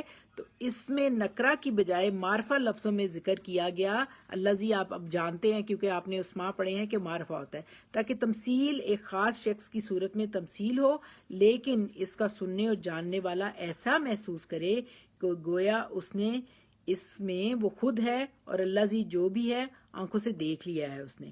اور یہاں اللہ زی سے مراد وہ شبانات بالکل صحیح کہہ دیا کہ یہود کی جو من حیث القوم جن کی تمثیل ایک ایسے شخص سے دی گئی ہے جس کو اللہ تعالیٰ نے اپنی آیتوں سے نوازا، تو لیکن اس نے ان کی قدر نہیں کی، بلکہ اس نے یہ قرآن کی جو اتنی پیاری اس کو خلت یا اس کو تاج یا اس کی کہے کہ روشنی عطا کی گئی، اس کو اس نے اتار کے ایک طرف پھینک دیا. جیسے کہ اس کی بڑی پیاری ایکسپلینیشن ہے 135 حاشیے میں. پڑھو ذرا 138 میں کیا لکھا ہے. بہت اچھا لگے گا آپ کو، اس کو پڑھیں. ان الفاظ سے ایسا محسوس ہوتا ہے کہ وہ ضرور کوئی متعین شخص ہوگا جس کی طرف اشارہ فرمایا گیا ہے، لیکن اللہ اور اس کے رسول کی انتہائی اخلاقی بلندی ہے کہ وہ جب کبھی کسی کی برائی کو مثال میں پیش کرتے ہیں تو بالعموم اس کے نام کی تصریح نہیں کرتے، بلکہ اس کی شخصیت پر پردہ ڈال کر صرف اس کی بری مثال کا ذکر کر دیتے ہیں تاکہ اس کی رسوائی کیے بغیر اصل مقصد حاصل ہو جائے۔ اسی لیے نہ قرآن میں بتایا گیا اور نہ ہی کسی صحیح حدیث میں کہ وہ شخص جس کی مثال یہاں پیش کی گئی ہے وہ کون تھا۔ مفسرین نے عہد رسالت اور اس سے پہلے کی تاریخ کے مختلف اشخاص پر اس مثال کو چسپاں کیا ہے۔ کوئی بلعم بن باورا کا نام لیتا ہے، کوئی امیہ بن ابی سلت کا اور کوئی سیفی ابن راہب کا، لیکن حقیقت یہ ہے کہ وہ خاص شخص تو پردے میں ہے جو اس تمثیل میں پیش نظر تھا۔ البتہ یہ تمثیل ہر اس شخص کو پر چسپاں ہوتی ہے جس میں یہ صفت پائی جاتی ہے۔ دیکھیں یہ اللہ زی جو ہے نا بہت اہم ہے، تو یہ ایک تمثیلاً اس میں ایسا بیان کیا گیا ہے کہ ہر بندہ اس کو فیل کر سکتا ہے کہ جو صفات ہیں کہیں اس میں تو نہیں ہیں، تو اللہ تعالیٰ ہمیں بچائے۔ تو اصل بات یہ اللہ زی سے مراد ایک ایسا کردار ہے جو ہمیں غور کرنا چاہیے کہ ہمارے اندر تو موجود نہیں، ہم میں سے تو کوئی کسی کے اندر یہ اللہ تعالیٰ نے جو قرآن پاک کی دولت دی ہے ہم اس کے ساتھ کیا کر رہے ہیں، ہم خود دیکھیں۔ اور کیونکہ قرآن میں جتنے قصے بیان کیے گئے ہیں وہ محض قصے یا تماثیل یا کہانیاں نہیں ہیں جن کی تفصیلات بیان کی جائیں، بلکہ مقصود اس سے سبق حاصل کرنا ہے، عبرت حاصل کرنا ہے۔ قریش کہتے تھے اساطیر الاولین، یا بعد میں یہ سارے اس طرح محسوس کرتے ہیں کہ یہ پرانی کہانیاں ہیں، تو ایسا نہیں، بلکہ یہ سب سبق ہے، عبرت ہے، غور و فکر کے لیے ہے۔ جیسے کہ اگلی آیت میں ابھی ہم پڑھیں گے فَقْصُصْ الْقِصَصَ لَعَلَّهُمْ يَتَفَكَّرُونَ، تو فرمایا جائے گا وَاتْلُو عَلَيْهِمْ نَبَأَ الَّذِي آتَيْنَاهُ، تو پڑھ کر سنائیں ہماری آیات اس شخص کو آتَيْنَاهُ جو ہے نا عطا کی ہم نے۔ ہو کون ہے؟ ہو کون ہے بھئی آپ کو پتہ ہے؟ اللہ جی جس بالکل بندے کا بھی ذکر ہوا، بالکل جس کو صحیح، آیتیں دی تھی، بالکل آیتیں دی تھی نا انہیں، یہود کو، ان کو قرآن تورات ان کے پاس تھی، تو یہ اسی کی طرف ہے اللہ زی، اس کو آیتیں دی گئی تھیں، اس کو دی ہم نے آیاتنا، ہم نے اپنی آیات، اور وہ آیات خواہ تورات سے ہوں یا قرآن سے۔ فن سلخہ، یہ فن سلخہ کا لفظ بہت ہی میں نے اس پہ غور کیا اور مجھے اس کی بہت ڈیٹیل انہوں نے لکھی ہوئی ہے امام راغب صاحب نے۔ فن سلخ منہا، جیسے فاطمہ نے بتایا تھا کہ سانپ جیسے اپنی وہ جو اسکن اتار کے چلا جاتا ہے، اس کا بھی کینچلی، مطلب انہوں نے بیان کیا تھا۔ ہاں میں بتاتی ہوں ابھی۔ فن سلخ منہا آیات، فن سلخ منہا تو پھر وہ نکل بھاگا ان سے۔ آپ پہلے یہ بتائیں ہا کی ضمیر کس طرف جا رہی ہے؟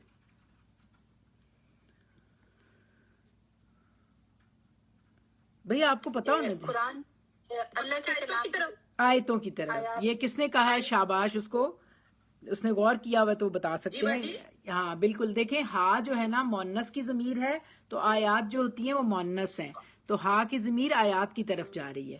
تو فن سلخہ منہا، وہ ان سے نکل بھاگا۔ اب سلخہ جو ہے نا لفظ سین، خا اور لام، سلخہ قرآن پاک میں تو صرف ٹوٹل 3 ٹائم ہی استعمال ہوا ہے۔ تو سلخہ جو ہے مطلب ہے کھال کھینچنا، اور محاورہ عربی میں استعمال ہوا ہے اسودو کہتے ہیں نا کالے رنگ کو، سلخن سلخہ جلدن، یہ نر سیاہ سانپ نے اپنی کینچلی اتاری کے لیے آتا ہے۔ اب دیکھیں آپ نے کبھی، میں نے بھی اس پہ غور کیا، ڈسکس کیا، تو مجھے پتا چلا کہ سانپ اپنی کینچلی اتارتا ہے، کینچلی اتارتا ہے۔ کچھ نے مجھے بتایا کہ 100 ایئرز کے بعد، اور کچھ نے کہا کہ نہیں یہ اتارتا ہے، یہ نہیں پتا کب اتارتا ہے، وہ پوری اتار کے نا اس میں سے نکل بھاگتا ہے، خود ہی اتار دیتا ہے۔ اور یہ مجھے بڑا عجیب لگا، پھر مجھے اس کی ایکسپلینیشن میں یہ تھا کہ مطلب وہ جو کینچلی ہوتی ہے اسے بعض میڈیسن میں جو جوگی ٹائپ لوگ ہوتے ہیں نا وہ استعمال کرتے ہیں، وہ لے جاتے ہیں، ان کو پتا ہوتا ہے اس کا۔ تو یہ بہرحال لفظ تھا، اس کا ایکسپلینیشن تھی لکھی ہوئی، اور یہ بھی تھا کہ کھجور کے جس درخت کی کچھ کھجوریں جھڑ جائیں اسے نخلۃ مسلاخ کہا جاتا ہے، اور سلخت درآتو یعنی اس کی ذرا اتار دی۔ پھر جو عورت کے کرتا اتارنے کے لیے بھی سلخہ کا لفظ آتا ہے۔ پھر قرآن میں آتا ہے نسلخ منہن نہارا، ہم اس میں سے دن کو کھینچ نکالتے ہیں. تو اسی طرح یہاں کہا جا رہا ہے کہ ہم نے ایک شخص کو اپنی آیات کا علم دیا، یعنی کتاب دی، کتاب کا علم دیا، تو اس نے اس جو اللہ تعالیٰ کی عنایت تھی، خلت تھی، ایک نور تھا، تاج تھا اس کتاب کی صورت میں، تو اس کو نوازا. پھر اس نے اس کی ناقدری کرتے ہوئے اسے فن سلخہ، اس کو کھینچ مارا، تو اس کو کھینچ اتارا. تو یہ علم دین کی جو زینت اللہ تعالیٰ نے دی، اسے الذی سے یہود ہوں، ہم ہوں یا اہل قریش، جن کو بھی اللہ تعالیٰ نے کتاب کا علم دیا اور پھر اس نے اس علم کو سیکھا، ایک خوبصورتی، ایک اچھا اخلاق، زینت، کیونکہ یہ سب ہم دین کا علم ہمیں دیتا ہے، لیکن پھر اس نے اس کو، اس خلت کو یا اس خوبصورتی کو یا اس جو نعمت ہے اسے اپنے اوپر سے فنسلخ منہا، اپنے اوپر سے اتار پھینکا. کیونکہ جب آپ کی نیت درست نہیں ہوتی تو پھر طریقہ صحیح نہیں ہوگا، تو دین اندر اترتا ہی نہیں ہے. تو لوگ صرف ظاہری طور پر تو لبادہ اوڑھ لیتے ہیں دین کا، اور ماحول کے ساتھ وہ سب ظاہریت جب آپ ایکٹ کرتے ہو تو وہ ظاہر ہو جاتی ہے، تو پھر وہ جو آپ کا ایک بد اخلاق یا بد کردار، بے دین کردار باقی رہ جاتا ہے. تو پھر جب فن سلخ منہا، اس نے دین کا لبادہ کھینچ اتارا، تو پھر فَأَتْبَعُهُ الشیطان. تو ہوتا کیا ہے کہ جب وہ دین کی جو ایک پروٹیکشن ہے وہ ختم ہوتی ہے، تو فَأَتْبَعُهُ الشیطان، تو پیچھے لگ گیا اس کے شیطان. تو حق اتار دیا تو باطل طاقتیں، شیطان اس کے اوپر سوار ہو گیا. تو نتیجتاً فکانہ من الغاوین، تو ظاہر ہے کہ اس کا نتیجہ کیا ہوا کہ وہ بالکل ہو گیا بہکے ہوئے لوگوں میں سے. من جو ہے حرف جار ہے، اور غائن واو اور یا، غاوی غیون کی جمع غاوین آئی ہے، اور پیچھے حرف جار ہے، تو یہ متعین ہے، جری حالت میں ہے. اور مطلب شیطان نے اس پر تسلط کیا اور گمراہ لوگوں میں سے شامل ہو گیا. تو اللہ تعالیٰ نے جو عزت اور قدر اور منزلت عطا کی، اپنی ایک پروٹیکشن عطا کی، خلت کی صورت میں، خوبصورتی، تاج کی صورت میں یا روشنی کی صورت میں اللہ تعالیٰ کے کلام نے، تو اس نے اس کو اتار دیا. تو مگر اسے، اس کی وجہ کیا تھی؟ اسے دنیا کا لالچ تھا، تو اس وجہ سے اس نے فن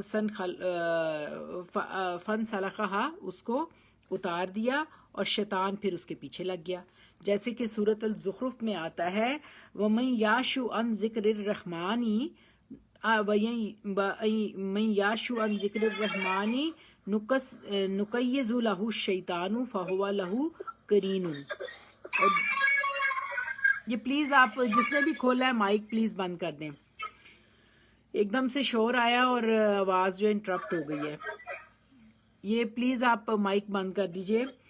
فَهُوَ لَهُ قَرِينٌ، اور جو کوئی اللہ کی یاد سے غافل ہو جائے، ہم اس پر ایک شیطان مقرر کر دیتے ہیں، تو وہ اس کا ساتھی ہو جاتا ہے. تو دیکھیں اللہ تعالیٰ کا دین، یہ کتاب ہمارے لیے زبردست پروٹیکشن ہے.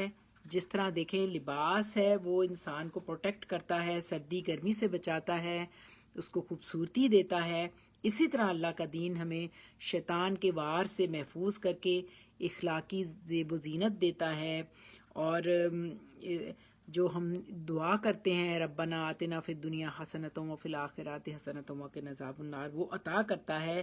لیکن جب کوئی دین کے علم سے دور ہو کر یہ سنہری خلت، یہ سنہری پروٹیکشن، یہ روشنی اس سے دور ہو جاتا ہے، فن سلخ منہا، اس سے نکل جاتا ہے، تو پھر وہ شیطان کا ترنوالا بن جاتا ہے، وہ شیطان کو کامیاب کر دیتا ہے اور اس کا ساتھی بن جاتا ہے. تو اس کے لیے کیا ضروری ہے؟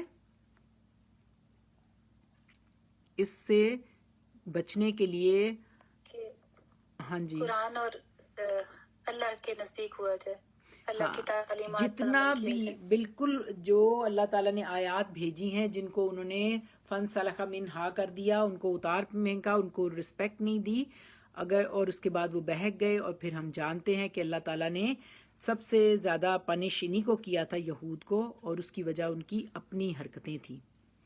تو اب ہم 176 پہ آ جائیں.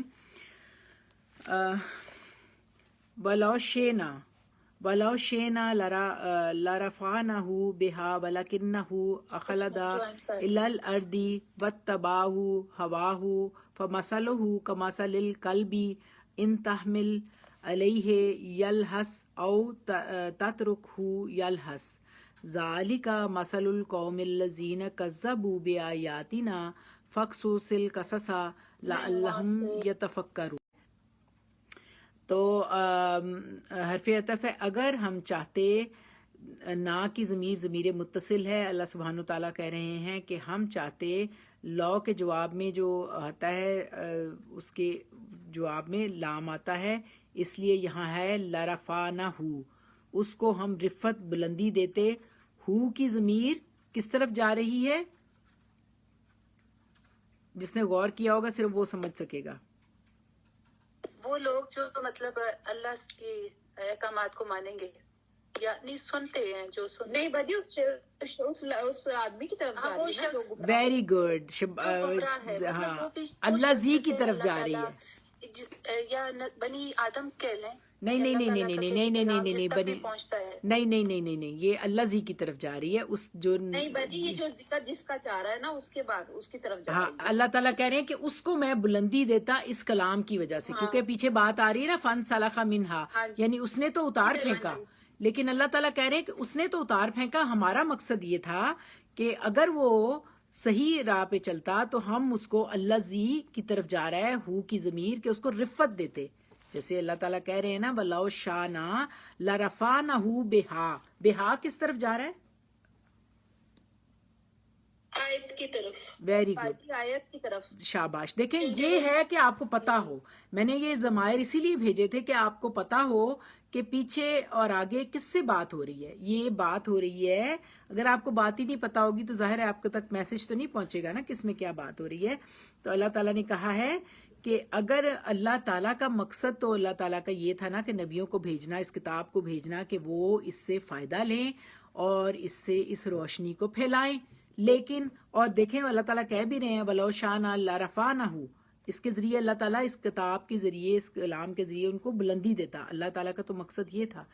اور وَلَكِنَّا أَخْلَدَ إِلَى الْأَرْضِ وَلَوْ شِئْنَا لَرَفَعْنَا بِهَا، اور البتہ ہم چاہتے تو البتہ ہم ان کو بلندی دیتے ان آیات کی وجہ سے. اور یہاں حدیث یاد کریں، آپ کو یاد ہوگی کہ ہم نے کون سی حدیث اس کے بارے میں پڑھی تھی. ایک ان اللہ یرفع بہذا الکتاب اقواما ویدہ بہ آخرین، یہ ہم نے پڑھی تھی نا کہ اللہ تعالیٰ کہتے ہیں اس کتاب کے ذریعے سے اللہ تعالیٰ بلندی عطا کرتے ہیں لوگوں کو، اور اسی کے ذریعے سے اللہ تعالیٰ یدہ ان کو ذلت دیتے ہیں دوسروں کو. تو یہی بات اللہ تعالیٰ یہاں بھی یہ فرما رہے ہیں کہ اللہ تعالیٰ یہاں فرما رہے ہیں ہم اسے آیات کے ذریعے بلندی عطا کرنا چاہتے تھے، اس کو عزت دیتے، اس کو مقام دیتے. لیکن ہوتا یہ ہے کہ عموماً دین کے راستے پر چلنے سے لوگ سمجھتے ہیں کہ ہمیں تو جو ہے بہت مولوی یا کم درجے کا یا دقیانوسی خیال کریں گے لوگ. اور ویسے بھی بظاہر آپ دیکھیں دین پر چلنے یا عمل کرنے میں کچھ بھی آپ کو فائدہ تو ظاہری فائدہ تو نہیں نا ملتا آپ کو. کوئی آپ کو اب یہاں بیٹھے آپ ٹائم لگا رہے ہیں، کوئی آپ کو پیسے تو نہیں دے رہا. دنیا میں تو اس وقت پیسہ ہی چلتا ہے، اور آپ کو ظاہری طور پہ اپریسیشن چاہیے ہوتی ہے. آپ ظاہری طور پہ چاہتے ہو ہمیں کوئی مال و متاع ملے، تو ایسا تو ظاہری طور پہ جو دنیا کی نظر رکھنے والے ہیں ان کو تو ایسا نہیں مل رہا ہوتا. تو اللہ تعالیٰ فرماتے ہیں ہم اس سے انہیں آیات کے ذریعے ان کو بلندی عطا کرتے، ان کو رفت عطا کرتے. اور حقیقی معنوں میں آپ دیکھیں علم سے انسان کو جو بلندی، معرفت خداوندی یا عزت ملتی ہے، وہ دنیا کا ڈھیروں کنتار جو ہے نا، ہم نے کنتار کا پیچھے لفظ پڑھا تھا نا، ڈھیروں مال اکٹھا کر لینے سے نہیں مل سکتی.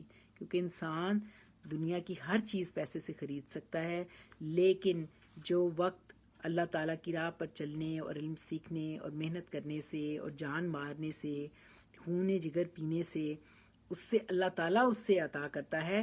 وہ پیسے سے نہیں حاصل کر سکتا بندہ، وہ آپ کی اپنی ایفرٹ ہی ہوتی ہے. جیسے وہ میں کہتی ہوں نا ہمیشہ یہ شعر کے اتار ہو رومی ہو رازی ہو غزالی، کچھ ہاتھ نہیں آتا بے آہ سحر کا ہی. تو یہ آپ کی اپنی آہ سحر کا ہی ہوتی ہے، اپنی محنت ہوتی ہے. تو اللہ تعالیٰ نے فرمایا وَلَكِنَّهُ، اور لیکن وہ ہو کی ضمیر پھر کس طرف جا رہی ہے؟ آپ دیکھیں یہاں الٹا پیش آیا ہو کے اوپر، الٹا پیش کی وجہ پیچھے زبر ہے. بالکل آدمی کی طرف جا رہی ہے، ویری اسی کی گڈ، آپ طرف نے جا رہی بہت ہے، اچھی تیاری الذی کی ہوئی کی ہے طرف اور جو آپ کو سمجھ وہ، آ رہی ہے. لیکن بہت وہ اچھی جھک بات ہے. پڑا.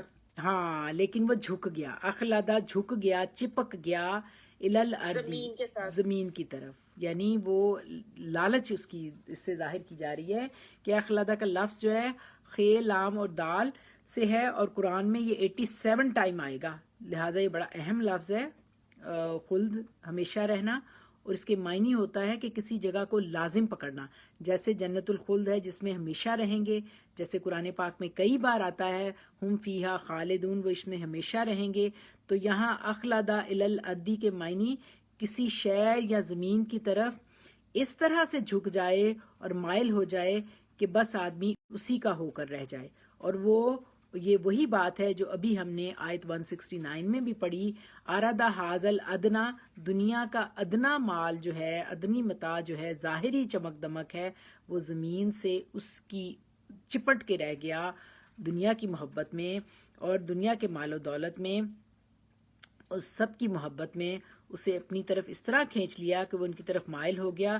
اور پھر اس کا نتیجہ کیا ہوا کہ وَاتَّبَعُوا هَوَاهُ، اور اس نے پیروی کی اپنی ہوا کی. کس نے؟ ہو کی ضمیر یہاں دیکھیں سیدھے پیش کے ساتھ آئی ہے کیونکہ پیچھے واو کے اوپر زبر ہے. تو یہ آپ کو میں نے یہ بات بھی لکھ کے بھیجی تھی، پڑھائی تھی کہ ہو کی ضمیر جو ہے وہ کبھی الٹی زیر کے ساتھ آتی ہے، کبھی الٹے پیش کے ساتھ آتی ہے، کبھی سیدھے پیش کے ساتھ آتی ہے. تو اس سے اس کے میننگ میں ڈفرنس نہیں آتا، لیکن اس کا اعراب کے حوالے سے اہم ہوتا ہے. تجوید کا اصول ہوتا ہے جو آپ کو سیکھنا چاہیے اور آپ کو پتا ہو کہ اس میں تھوڑا سا اس کو لمبا کر کے پڑھتے ہیں، اور یہ تجوید کے اصولوں میں آتا ہے. تو یہاں ہوا کا لفظ ہے ہے واؤ اور یا، اور آپ نے بتایا نہیں ہو کی ضمیر کس طرف جا رہی ہے؟ باجی خواہشات کی طرف، زمین کی طرف ہو گیا، دنیا میں لگ گیا. نہیں اب یہ ہو کی ضمیر ابھی وہی بھی سب. ہاں شاباش، اسی کی طرف کہ وہ وہی اسی سب. دنیا کا ہی ہاں ہو جی. کے رہ گیا. یعنی وہ ادنی چیز کے ساتھ چپک گیا، اسی کے ساتھ کا ہو کے الارضی، زمین کے اوپر اس کے ساتھ خلد کے ساتھ چپک گیا. اور یہ جو ہا واؤ اور یا ہے یہ 38 ٹائم قرآن پاک میں آئے گا ہوا کا لفظ، اور مطلب ہے گرنا. اور کیونکہ خواہشات نفسانی جو ہوتی ہیں نا وہ انسان کو اس کے شرف اور منزلت اور اس کی قدر سے گرا کر مصائب و علم اور اس کو بے عزت کرواتی ہیں، اور آخرت میں بھی اسے ہوا سے ہی حاویہ کا بھی لفظ آتا ہے آگے کہ دوزخ میں جا کر ڈالتی ہیں. تو جو لوگ مضبوط کردار کے مالک ہوتے ہیں وہ تو اپنی ہوائے نفس کو اپنے کنٹرول میں رکھتے ہیں، تو وہ خواہشات نفس کے نتیجے میں بہکتے نہیں. تو یہاں کیونکہ لفظ غاوین کا بھی آیا ہے، تو جو غاوین کی جمع جو بہکتے ہیں، جو خواہشات کرتے ہیں، خواہشات کے پیچھے بہک جاتے ہیں، دیوانے ہو جاتے ہیں، تو ان کی مثال اصل میں دی جا رہی ہے. پیچھے جو یہ لفظ تھا نا جو غاوین میں آپ کو پتہ ہے یہ اعراب کون سے ہیں؟ اعراب بالحرف ہیں یا اعراب بالحرکت ہیں؟ اعراب بالحرکت نہیں، حرف ہیں، یہ اور حرف نون ہے. آئے نا غاوین، تو آپ کو غلطی یہ اور لگے. نون آ گیا، ہاں نون یہ اعرابی. ہاں بالکل شاباش. تو اپنی خواہشات کے نتیجے میں بہک گئے، دبانا ہو گئے. تو اب ان کی مثال اللہ تعالیٰ دے رہے ہیں. یہ مثال بڑی غور کرنے والی ہے کہ جو دنیا کے ہو گئے، دنیا کے مال و متاع میں اخلدہ الارضی واتبع ہواہ ہو گئے، اس کی اپنی اقتباء نفس کے خواہشات کے غلام ہو گئے. تو ان کی مثال اب بڑی ہی خطرناک اللہ تعالیٰ دے رہے ہیں. فَمَثَلُهُ، تو اس شخص کی مثال کَمَثَلِ الْكَلْبِ. اب یہ کاف کتاب والا کلب ہے، کاف کلمہ والا نہیں ہے. وہ کلب کون سا ہوتا ہے؟ آپ کو پہلے یہ پتا ہو. وہ دل ہوتا ہے نا، وہ قلب ہوتا ہے نا، کام شاباش، کتے والا ہوتا ہے وہ. یہ ہاں یہ کتے والا ہے. تو اس شخص کی دیکھیں کیسی خطرناک مثال ہے، کیسی گندی مثال ہے اس کے لیے، کہ وہ اس کی مثال ہے ایک کتے کی سی ہے. کمثل الکلب، کتے کی، یعنی اس شخص کی مثال جو الارضی واتبع ہوا، اپنی ہوا کا، اپنی خواہشات کا تابع ہو گیا. تو ایسے شخص کو قرآن پاک میں کلب، کتے سے تشبیہ دی جا رہی ہے. جیسے اردو میں بھی ہم کہتے ہیں نا کہ نفس کا کتا، اور کتے کا سمبل جو ہے وہ گریڈینس کے لیے آتا ہے، لالچ اور حرص و ہوس کے لیے. قرآن میں مختلف جانوروں کی بھی آپ جانتے ہیں مثالیں دی گئی ہیں، مثلاً العنکبوت، مکڑی، باؤز، مچھر، ذبابہ، مکھی، اور اسی طرح ہمار، گدھے کی مثال. الاصوات صوت الحمیر، یعنی گدھے کی آواز سب سے آواز خطرناک بری لگنے والی ہے. مثل الذین حملوا التوراۃ ثم لم یحملوها کمثل الحمار، جن لوگوں کو تورات دی گئی تھی پھر انہوں نے اس کو اٹھایا نہیں، کمثل الحمار، ان کی مثال گدھے کی سی ہے. یحملوا اسفارا، جو بہت سی کتابیں لادے ہو اور عملی زندگی میں اس کو، اس کتاب کا کوئی فائدہ حاصل نہیں. تو یہاں ایسے شخص کو کہا جا رہا ہے کمثل الکلبی، اس کی مثال کتے کی سی ہے. کس کی؟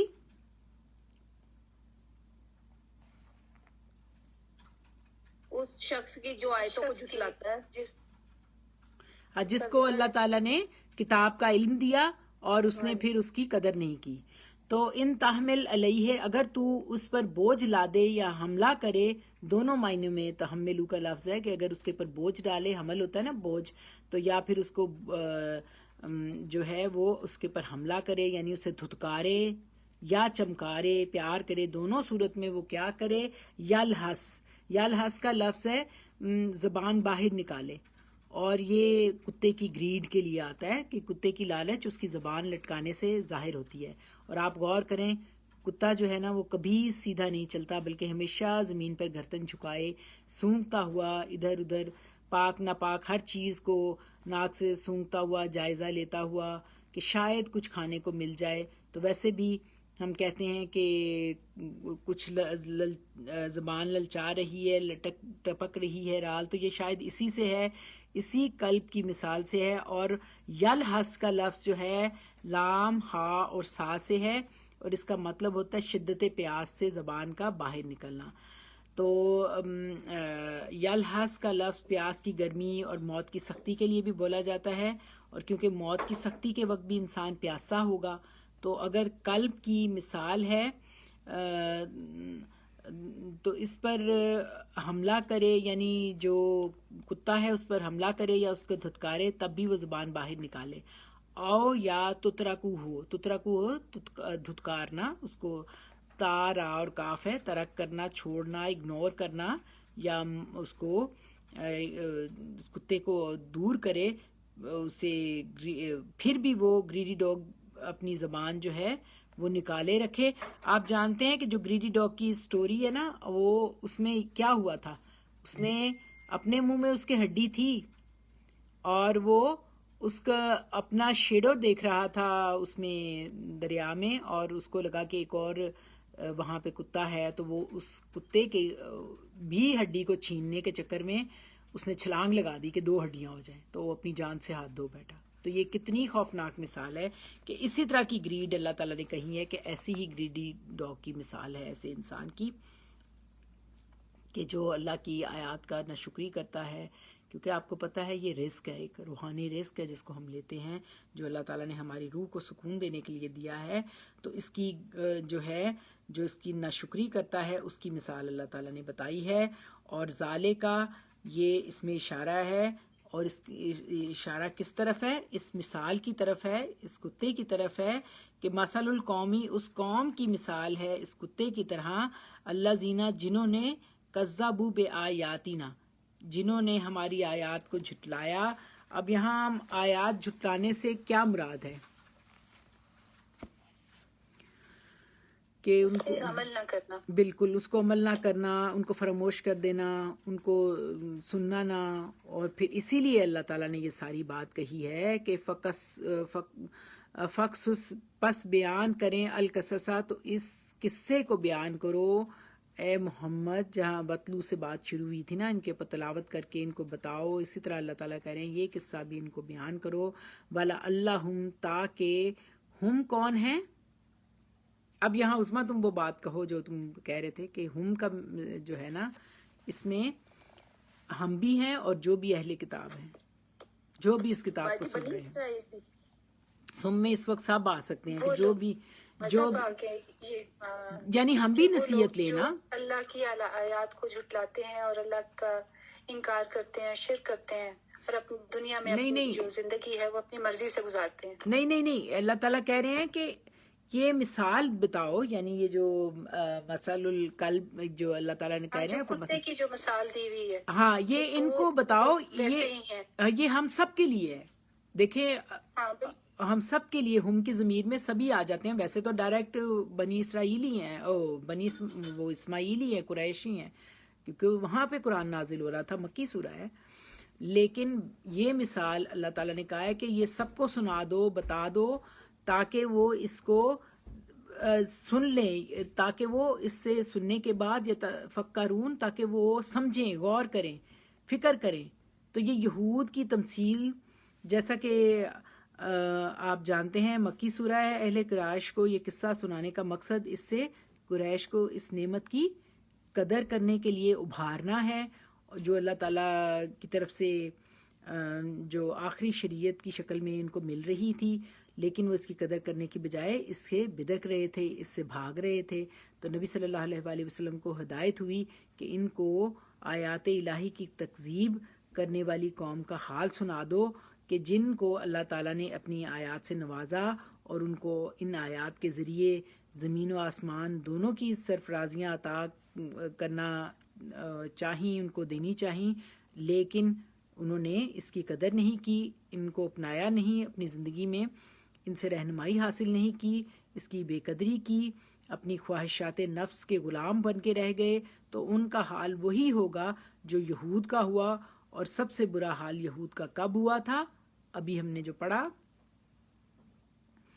یہ جب انہوں نے سبت کے قانون کو، جب ان کو ذلیل بندر بنا دیا گیا. تو یہ ذرا 139 پڑھنا، 139 مختصر سا ہے، یہ بھی آپ دیکھ لیں. نہیں یہ کافی ہے، ایکسپلینیشن ہے، آپ پڑھ لو اس کو. وہ شخص جس کی مثال یہاں پہ پیش کی گئی ہے آیات الہی کا علم رکھتا تھا، یعنی حقیقت سے واقف تھا. اس علم کا نتیجہ یہ ہونا چاہیے تھا کہ وہ اس رویے سے بچتا جس کو وہ غلط جانتا تھا، اور وہ طرز عمل اختیار کرتا جو اسے معلوم تھا کہ صحیح ہے. اسی عمل کے مطابق علم کی بدولت اللہ تعالیٰ اس کو انسانیت کے بلند مراتب پر ترقی عطا کرتا، لیکن وہ دنیا کے فائدوں اور لذتوں اور آرائشوں کی طرف جھک پڑا. خواہشات نفس کے تقاضوں کا مقابلہ کرنے کے بجائے اس نے ان کے آگے سپر ڈال دی، اور مالی امور کے طلب میں دنیا کی حرص و طمع سے بالاتر ہونے کے بجائے وہ اس حرص سے ایسا مغلوب ہوا کہ اپنے سب اونچے ارادوں اور اپنی عقلی اور اخلاقی ترقی کے سارے امکانات کو طلاق دے بیٹھا، اور ان تمام حدود کو توڑ کر نکل بھاگا جن کی نگہداشت کا تقاضا خود اس کا علم کر رہا تھا. پھر جب وہ محض اپنی اخلاقی کمزوری کی بنا پر جانتے بوجھتے حق سے منہ موڑ کر بھاگا، تو شیطان جو قریب ہی اس کی گھات میں لگا ہوا تھا اس کے پیچھے لگ گیا، اور برابر اسے ایک پستی سے دوسری پستی کی طرف لے جاتا رہا، یہاں تک کہ ظالم نے اسے ان لوگوں کے زمرے میں پہنچا کر ہی دم لیا جو اس کے دام میں پھنس کر پوری طرح اپنے متاع عقل و ہوش گم کر چکے ہیں. اس کے بعد اللہ تعالیٰ اس شخص کی حالت کو کتے سے تشبیہ دیتا ہے جس کی ہر وقت لٹکتی ہوئی زبان اور ٹپکتی ہوئی رال ایک نہ بجھنے والی آتش حرص اور کبھی نہ سیر ہونے والی نیت کا پتہ دیتی ہے. بنا تشبیہ وہی ہے جس کی وجہ سے ہم اپنی اردو زبان میں ایسے شخص کو جو دنیا کی حرص میں اندھا ہو رہا ہو دنیا کا کتا کہتے ہیں. کتے کی جبلت کیا ہے؟ حرص. چلتے پھرتے اس کی ناک زمین سونکھنے ہی میں لگی رہتی ہے کہ شاید کہیں سے بوئے طعام آ جائے. اسے پتھر ماریے تب بھی اس کی یہ توقع دور نہیں ہوتی کہ شاید یہ چیز جو پھینکی گئی ہے کوئی ہڈی یا روٹی کا کوئی ٹکڑا ہو. پیٹ کا بندہ ایک دفعہ تو لپک کر اس کو بھی دانتوں سے پکڑ ہی لیتا ہے. اس سے بے التفاتی کیجیے تب بھی وہ لالچ کا مارا توقعات کی ایک دنیا دل میں لیے زبان لٹکائے ہامتا کامتا کھڑا ہی رہے گا. ساری دنیا کو بس پیٹ ہی کی نگاہ سے دیکھتا ہے. کہیں کوئی بڑی سی لاش پڑی ہو جو کئی کتوں کے کھانے کو کافی ہو تو ایک کتا اس میں سے صرف اپنا حصہ لینے پہ اتفاق نہ کرے گا بلکہ اسے صرف اپنے ہی لیے مخصوص رکھنا چاہے گا اور کسی دوسرے کتے کو اس کے پاس نہ پٹکنے دے گا. اس شہوت شکم کے بعد اگر کوئی چیز اس پر غالب ہے تو وہ ہے شہوت فرج. اپنے سارے جسم میں سے صرف ایک شرمگاہ ہی وہ چیز ہے جس سے وہ دلچسپی رکھتا ہے اور اسی کو سونگھنے اور چاٹنے میں مشغول رہتا ہے. بس تشبیہ کا یہ مدعا ہے کہ دنیا پرست آدمی جب علم اور ایمان کی رسی توڑوا کر بھاگتا ہے اور نفس کی انتی خواہشات کے ہاتھ میں اپنی باگیں دے دیتا ہے تو پھر کتے کی حالت کو پہنچے بغیر نہیں رہتا. ہمتن پیٹ اور ہمتن شرمگاہ. جزاک اللہ. بہت اچھا. یہ دیکھیں اللہ تعالیٰ نے مختلف تشبیہات دے کے سکھاتے ہیں اللہ تعالیٰ. اب یہ ہماری 177 آیت ہے, 177 آیت ہے. میرا خیال ہے ٹائم کافی نہیں ہو گیا. یہ پڑھ لیں ایک نا, کیا خیال ہے آپ سب بتا دیں. اگر آپ کہتے ہیں تو پڑھتے ہیں ورنہ پھر یہ میں اس کو چھوڑ بھی دوں گی. آپ سب بتائیں, یہ پڑھ لیں آیت کے نہیں, آپ سب بتا دیں. یہ چھوٹی سی آیت ہے, آپ پڑھ دیں پورا ہو جائے گا. ہاں اس کی ڈیٹیل ویسے ہے تھوڑی سی, پڑھ لیں. میں نے چونکہ آپ کو اس کے روٹ ورڈز بھیجے ہوئے ہیں اور ورڈ میننگ بھی بھیجے ہیں تو آپ اس کو غور کر لیجئے گا, آپ کو آسان ہو جائے گا. اور ویسے بھی اگلی دفعہ سے آپ لوگ مجھے بتا دیں گے, یہ میں پڑھا دوں تو پھر آپ بتائیے گا مجھے کہ آپ پھر قرآن شروع کر لیتے ہیں انشاءاللہ. سا مسئلہ نل قوم الذین کذبوا بآیاتنا وانفسہم کانوا یظلمون. سا کا لفظ جو ہے آپ نے پڑھا بھی ہے کافی دفعہ, سو سے ہے اور قرآن میں 167 ٹائم میں استعمال ہوا ہے. جیسے کہ یسومونکم سوء العذاب, یا پھر ہم نے اس طرح بھی پڑھا تھا بیضا من غیر سو, بغیر کسی بیماری کے یا آفت کے. تو فرمایا سا کی حالت بھی بری ہے. مثلا القوم, یہ آپ نا بند کر دیں, میوٹ کر دیں اپنا نا سائڈ میوٹ کر دیں ورنہ پھر سب کو سمجھ نہیں آئے گی بات. تو مثلا القوم, اس قوم کی الذین جنہوں نے کذبوا بآیاتنا, ان لوگوں نے جنہوں نے, نا کی ضمیر کس طرف جا رہی ہے؟ اللہ تعالیٰ کی طرف. جنہوں نے اللہ تعالیٰ کی آیات کو جھٹلایا, تو ان کی مثال بے آیاتنا, ان لوگوں نے جنہوں نے ہماری اللہ تعالیٰ کی آیات کو جھٹلایا, یعنی آیات کو پڑھا سنا اور پھر نہ مانا. وَأَنفُسَهُمْ كَانُوا يَظْلِمُونَ, اور وہ اپنی جانوں پر ظلم کر رہے تھے. ہم کون ہیں؟ ہم کون ہیں؟ جو بجی آیتوں کو جھٹلا رہے تھے. ہاں کذبون, جو کذبو میں لوگ ہیں نا, جو کاذب ہیں, ان کو, ان کی طرف یہ ہے کہ ان لوگوں نے ظلم کیا, یعنی وہ اپنی جانوں پر ظلم کر رہے تھے. اور کیونکہ وہ اللہ تعالیٰ کی آیات کا انکار کر رہے تھے, تو وہ دراصل کانو جو ہے وہ جمع ہے کانا کی, تھے وہ یظلمون, ظلم کرنے والے, اپنی جانوں پر خود انہوں نے ظلم کیا. یعنی سا مثلا القوم کا مطلب یہ ہے کہ اللہ تعالیٰ کی آیات کی تکذیب کرنے والی قوم اپنی خواہش کی غلامی کے سبب غلام بن جاتی ہے. اور اس کی مثال جیسے کہ اللہ تعالیٰ نے دی ہے, کیسی دی ہے؟ کمثل الکلب ان تحملوا علیہ یلہس او تترکوا یلہس. تو اس کی مثال اللہ تعالیٰ نے ایسی دی ہے کہ جو اللہ تعالیٰ کی آیات کی تکذیب کرتے ہیں تو وہ ایسے, اس کی مثال کتے کی مثال جیسی دی اوپر, اور نہایت ہی مکروہ اور گھنونی قسم کی ان کی مثال اور ان کی جو ہے شخصیت ہوتی ہے. سو یہ اللہ تعالیٰ نے کہا کہ تم اس راستے کو اختیار نہ کرنا, اور جو لوگ یہ راہ اختیار کرتے ہیں اگر باز نہیں آتے ان آیات کو سننے کے باوجود, تو جو یہ راہ اختیار کرتے ہیں تو وہ اللہ کی آیات کا کچھ نہیں بگاڑ سکتے، بلکہ خود اپنا ہی بگاڑتے ہیں.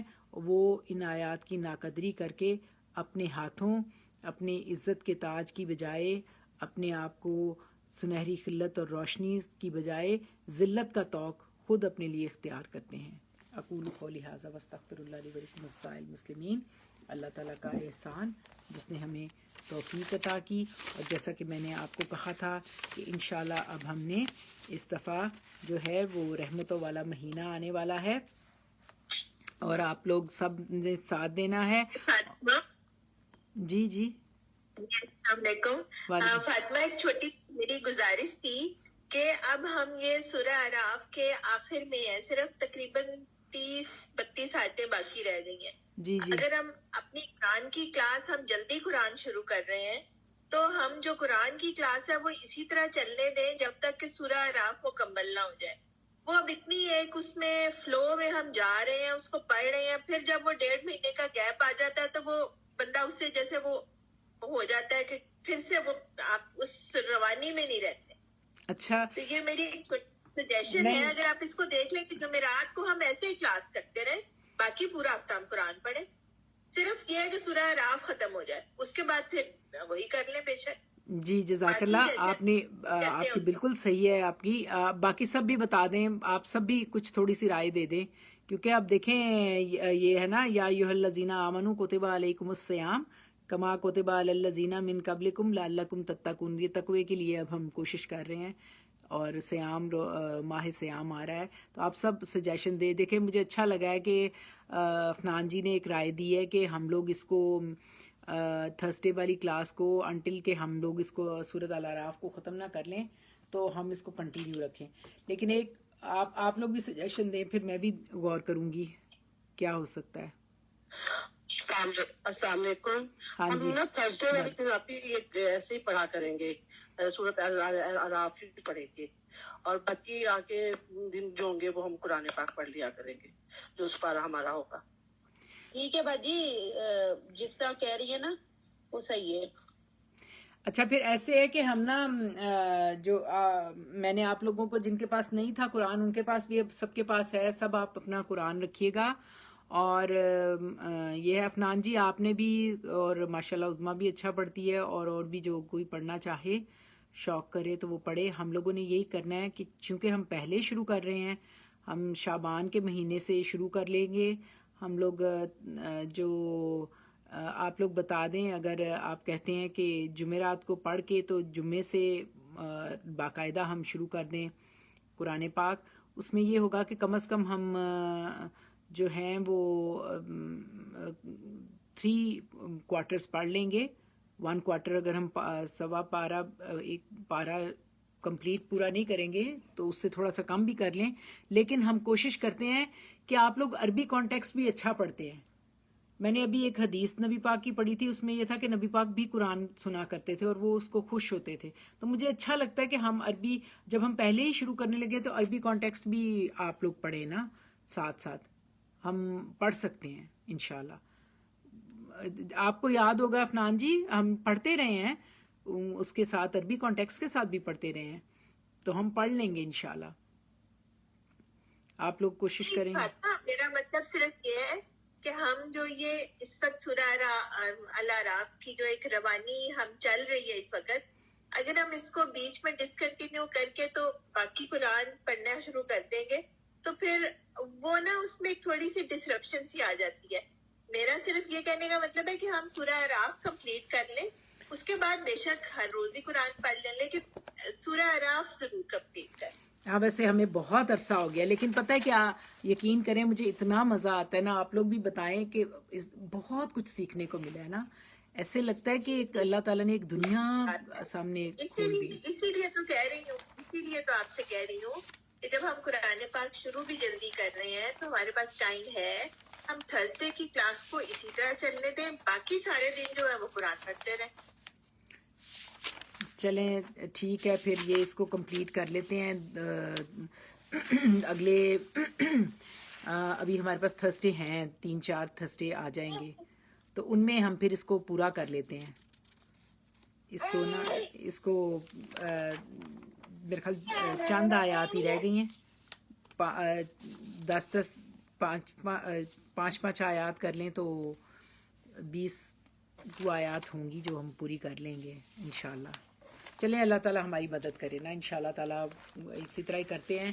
لیکن یہ ہے کہ میں نا آپ لوگوں کو میسج کر دوں گی، کیونکہ میں اسپیشل میسج لکھتی ہوں قرآن پاک کے لیے نا، میں نے لکھ کے رکھا ہوا ہے، تو اس میں آیات جو ضروری ہیں قرآن پاک کے ریفرنس سے وہ میں آپ لوگوں کو سینڈ کر دوں گی، تو پھر انشاءاللہ تعالیٰ ہم اپنا جو قرآن پاک ہے وہ شروع کر دیں گے۔ تو ہم دعا کر لیتے ہیں، اور کسی نے کوئی سجیشن دینی ہو تو مجھے بہت اچھا لگتا ہے کہ آپ لوگ جو مشورہ دیتے ہیں تو مجھے پتہ چلتا ہے کہ آپ لوگوں نے اب ماشاءاللہ سے آج آپ نے ہم کی ضمیر، ہو کی ضمیر، یہ میں نے کافی دفعہ آپ لوگوں کو ہم لوگوں کے شیئر ہو گئی، تو وہ کافی کانسیپٹ جو ہے نا اس کا کلیئر بھی ہو گیا۔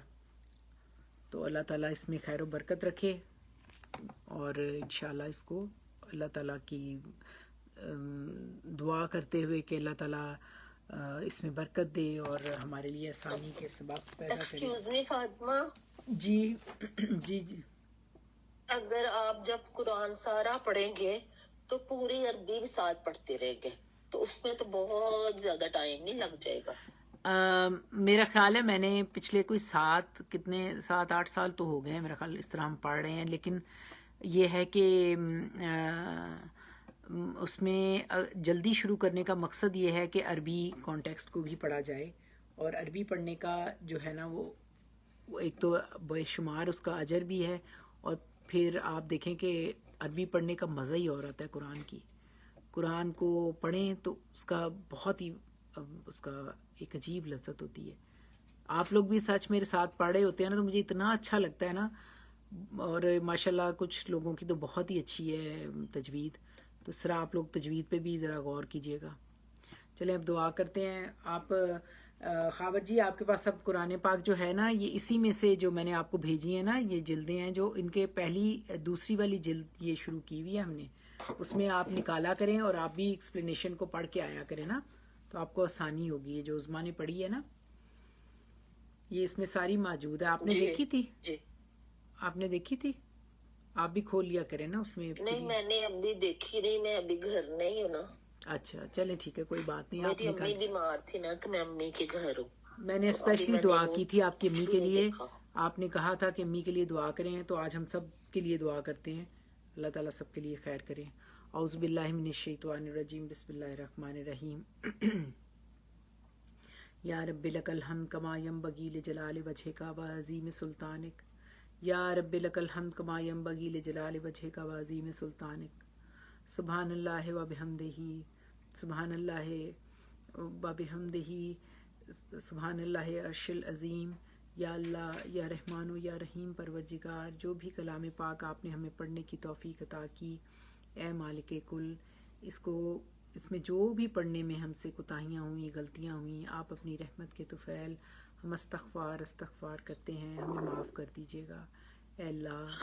اس کو ہم اسی طرح ہم آپ سے معافی مانگتے ہیں جیسے آپ نے قرآن پاک میں نبیوں کو سکھائی، اے پروردگار۔ حضرت یونس نے مچھلی کے پیٹ میں آپ ہی سے دعا مانگی، لا الہ الا انت سبحانک انی کنت من الظالمین۔ حضرت آدم نے آپ ہی سے دعا مانگی، ربنا ظلمنا انفسنا وان لم تغفر لنا وترحمنا لنکونن من الخاسرین۔ اور اے اللہ ہم سب آپ سے دعا کرتے ہیں، استغفر اللہ ربی من کل ذنب واتوب الیہ۔ اللہ اے پاک پروردگار، ہم سے جو بھی جانے انجانے میں خطائیں ہو رہی ہیں ہمیں معاف فرما دیجیے گا اے پروردگار۔ ہم پہ کوئی ایسا بوجھ نہ ڈالیے گا، لا یکلف اللہ نفسا الا وسعها لها ما کسبت وعلیہا ما اکتسبت، ربنا لا تؤاخذنا ان نسینا واخطانا، ربنا ولا تحمل علینا اصرا کما حملته علی الذین من قبلنا، ربنا ولا تحملنا ما لا طاقة لنا به واعف عنا واغفر لنا وارحمنا انت مولانا فانصرنا علی القوم الکافرین، فانصرنا علی القوم الظالمین، فانصرنا علی القوم الفاسقین۔ لا الہ الا اللہ محمد الرسول اللہ، نشہد ان لا الہ الا اللہ وحدہ لا شریک لہ، اللہم لا مانع لما اعطیت والمعطی والمناع ولا ينفع ذو الجد منک الجد، اللہم ارنا الحق حقا وارزقنا الاتباع وارنا الباطل باطلا وارزقنا الاجتناب۔ اے مالک کل، اے خالق کائنات، ہمارے جو بھی بیمار ہیں، یہ خاور جی کی امی اور اے پروردگار جس نے مجھے دعا کے لیے کہا، جو بھی بیمار ہیں، آپ کہتے ہیں وائزہ مرض، اور فوزیہ کی پھپھو کا بیٹا اور میری جو بھتیجی کی بیٹی ہے، سب کے لیے اللہ پاک میں نے مجھے دعا کے لیے کہا، میں سب کے لیے خاص دعا کرتے ہیں۔ اے پروردگار، اس قرآن کو پڑھتے ہوئے آپ کہتے ہیں آپ دعاؤں کو سننے والے ہیں، میں یجیب المسترا ہیں۔ اے اللہ، ہم مضطرب دل آپ ہی سے، اجیب دعوت الداعی اذا دعان، ہم آپ ہی سے دعا کرتے ہیں۔ آپ کہتے ہیں کہ جب کوئی بیمار ہوتا ہے وَإِذَا مَرِضْتُ فَهُوَ يَشْفِينِ، تو آپ ہی شفا دیتے ہیں، آپ ہی شافی الامراض ہیں۔ اے مالک کل، ہم آپ ہی سے دعا کرتے ہیں کہ ہمارے بیماروں کو اے اللہ شفا عطا کیجیے۔ حضرت ایوب نے آپ ہی سے دعا کی، رب مسنی الضر وانت ارحم الراحمین، اور ہم بھی آپ ہی سے دعا کرتے ہیں۔ اللہم اذھب الباس رب الناس واشف انت الشافی لا شفاء الا شفاؤک شفاء لا یغادر سقما۔ اے اللہ ایسی شفا دیجیے کوئی بیماری نہ رہے۔ اے مالک کل، جو میری مومنات صالحات قانتات میرے ساتھ ہیں، نیک میری ساتھی مومنات سب کی اے اللہ جو دلوں کی دعائیں ہیں، اے اللہ ان کی سب دعاؤں کو اپنی رحمت سے قبول فرمائیے گا۔ میرے پیارے ملک پاکستان کو اے پروردگار، اس پاک سرزمین کو آپ کے نام سے حاصل کیا گیا، اے پروردگار اس کی حفاظت فرمائیے گا۔ یا اللہ جو بھی اس کی طرف بری نظر سے دیکھے اس کی نظر اسی پہ پلٹ جائے۔ اے مالک کل، جتنے میرے مومن بہن بھائی جہاں جہاں ہیں، یا اللہ خاص طور پہ کشمیری بہن بھائی جن کے دکھ یا اللہ آپ کے سوا کوئی سننے والا نہیں ہے، یا اللہ رحم کیجیے گا۔ یا ارحم الراحمین، جہاں جہاں مومن مسلمان بہن بھائی ہیں، اے اللہ ان پہ خاص رحمتیں کیجیے گا، اے اللہ ان کی حفاظت کیجیے گا۔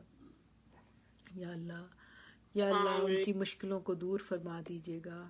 اے اللہ میری پھپھو اور ان کی جو میری انہوں نے دعا کے لیے کہا ہے، اے اللہ جو بیمار ہیں اس کے پاؤں کو تکلیف ہے، پروردگار جس کی جو پریشانی ہے آپ کے سوا کوئی دور نہیں کر سکتا، ان سب کی مشکلوں کو یا اللہ دور فرما دیجیے گا۔ اے پروردگار ہم کم عقل اور ناقص ہیں، ہمیں اپنا بھلا بھی نہیں آتا، اے پروردگار آپ ہی جانتے ہیں۔ ہم آپ سے دعا کرتے ہیں جو ہمارے حق میں بہتر ہے وہ سب عطا کیجیے، اور جو بہتر نہیں وہ بچا لیجیے اس سے ہمیں۔ اے پروردگار یہ ماہ مبارک آ رہا ہے، رحمتوں والا مہینہ، اے اللہ اس کے تمام فیض اور برکتیں ہمیں نصیب ہوں، ہمیں صحت کے ساتھ روزے رکھنے کی توفیق دیجیے گا، یا اللہ ہماری مدد کیجیے گا۔ اے اللہ آپ تو مالک کل ہیں، یا اللہ سب کو صحت کے ساتھ تندرستی کے ساتھ روزے رکھنے، ان کی عبادات کرنے، تراویحاں پڑھنے، ان کی قرآن کی جو لذت ہے اللہ وہ ہمارے دلوں میں اتار دیجیے گا، اور اپنی رحمتوں کے مہینے میں یہ کووڈ بالکل جہاں سے آیا وہاں بھاگ جائے، اللہ ہم کو بچا لیجیے گا، یا اللہ ہم پہ رحم سے معاملات کیجیے گا، آپ ارحم الراحمین ہیں، ہم پہ رحم کیجیے گا۔ میری ساری پیاری بہنیں ساجدہ جی، شاکرہ، نمرہ، ملائکہ، خاور جی اور نگہت جی اور شبانہ اور فوزیہ اور میری ناہید جی اور فوزیہ، جو بھی یا اللہ پاک میری بہنیں میرے ساتھ ہیں، ان سب کی دلوں کی مرادیں پوری ہوں۔ ہمارے بچوں کو ہمارے لیے رحمت بنائیے گا۔ ربنا ہب لنا من ازواجنا وذریاتنا قرۃ اعین واجعلنا للمتقین اماما۔ جن بچوں نے امتحان دیے انہوں نے مجھے امتحان کے لیے کامیابی کے لیے کہا، اللہ ہم آپ کے آگے ہاتھ پھیلاتے ہیں، ہمارے بچوں کو ہمارے لیے یا اللہ یہ آنکھوں کی ٹھنڈک بنائیے گا، رحمت بنائیے گا، اور ان کے لیے بہترین روزی روٹی کے بندوبست فرمائیے گا۔ شاکرہ کے میاں کو اچھی سی جو انہیں جاب کی تلاش ہے انہیں جاب مل جائے، جو یا اللہ ہم تو بہت ناقص ہیں، پروردگار کمزور ہیں، اے اللہ ہم پہ رحم کے ساتھ معاملات کیجیے گا۔ اے اللہ ہم اپنے افوض امری اللہ بصیرم بالعباد، ہم سارے معاملات آپ کے سپرد کرتے ہیں، آپ بہترین عطا کرنے والے ہیں۔ ان اللہ و ملائکاتہ یصلون علی النبی یا ایھا الذین آمنوا صلوا علیہ وسلموا تسلیمات۔ سبحان ربک رب العزت عما یصفون وسلام علی المرسلین والحمد للہ رب العالمین آمین یا ارحم الراحمین لا الہ الا اللہ محمد رسول اللہ۔ السلام علیکم ورحمۃ اللہ وبرکاتہ، جزاک اللہ خیر۔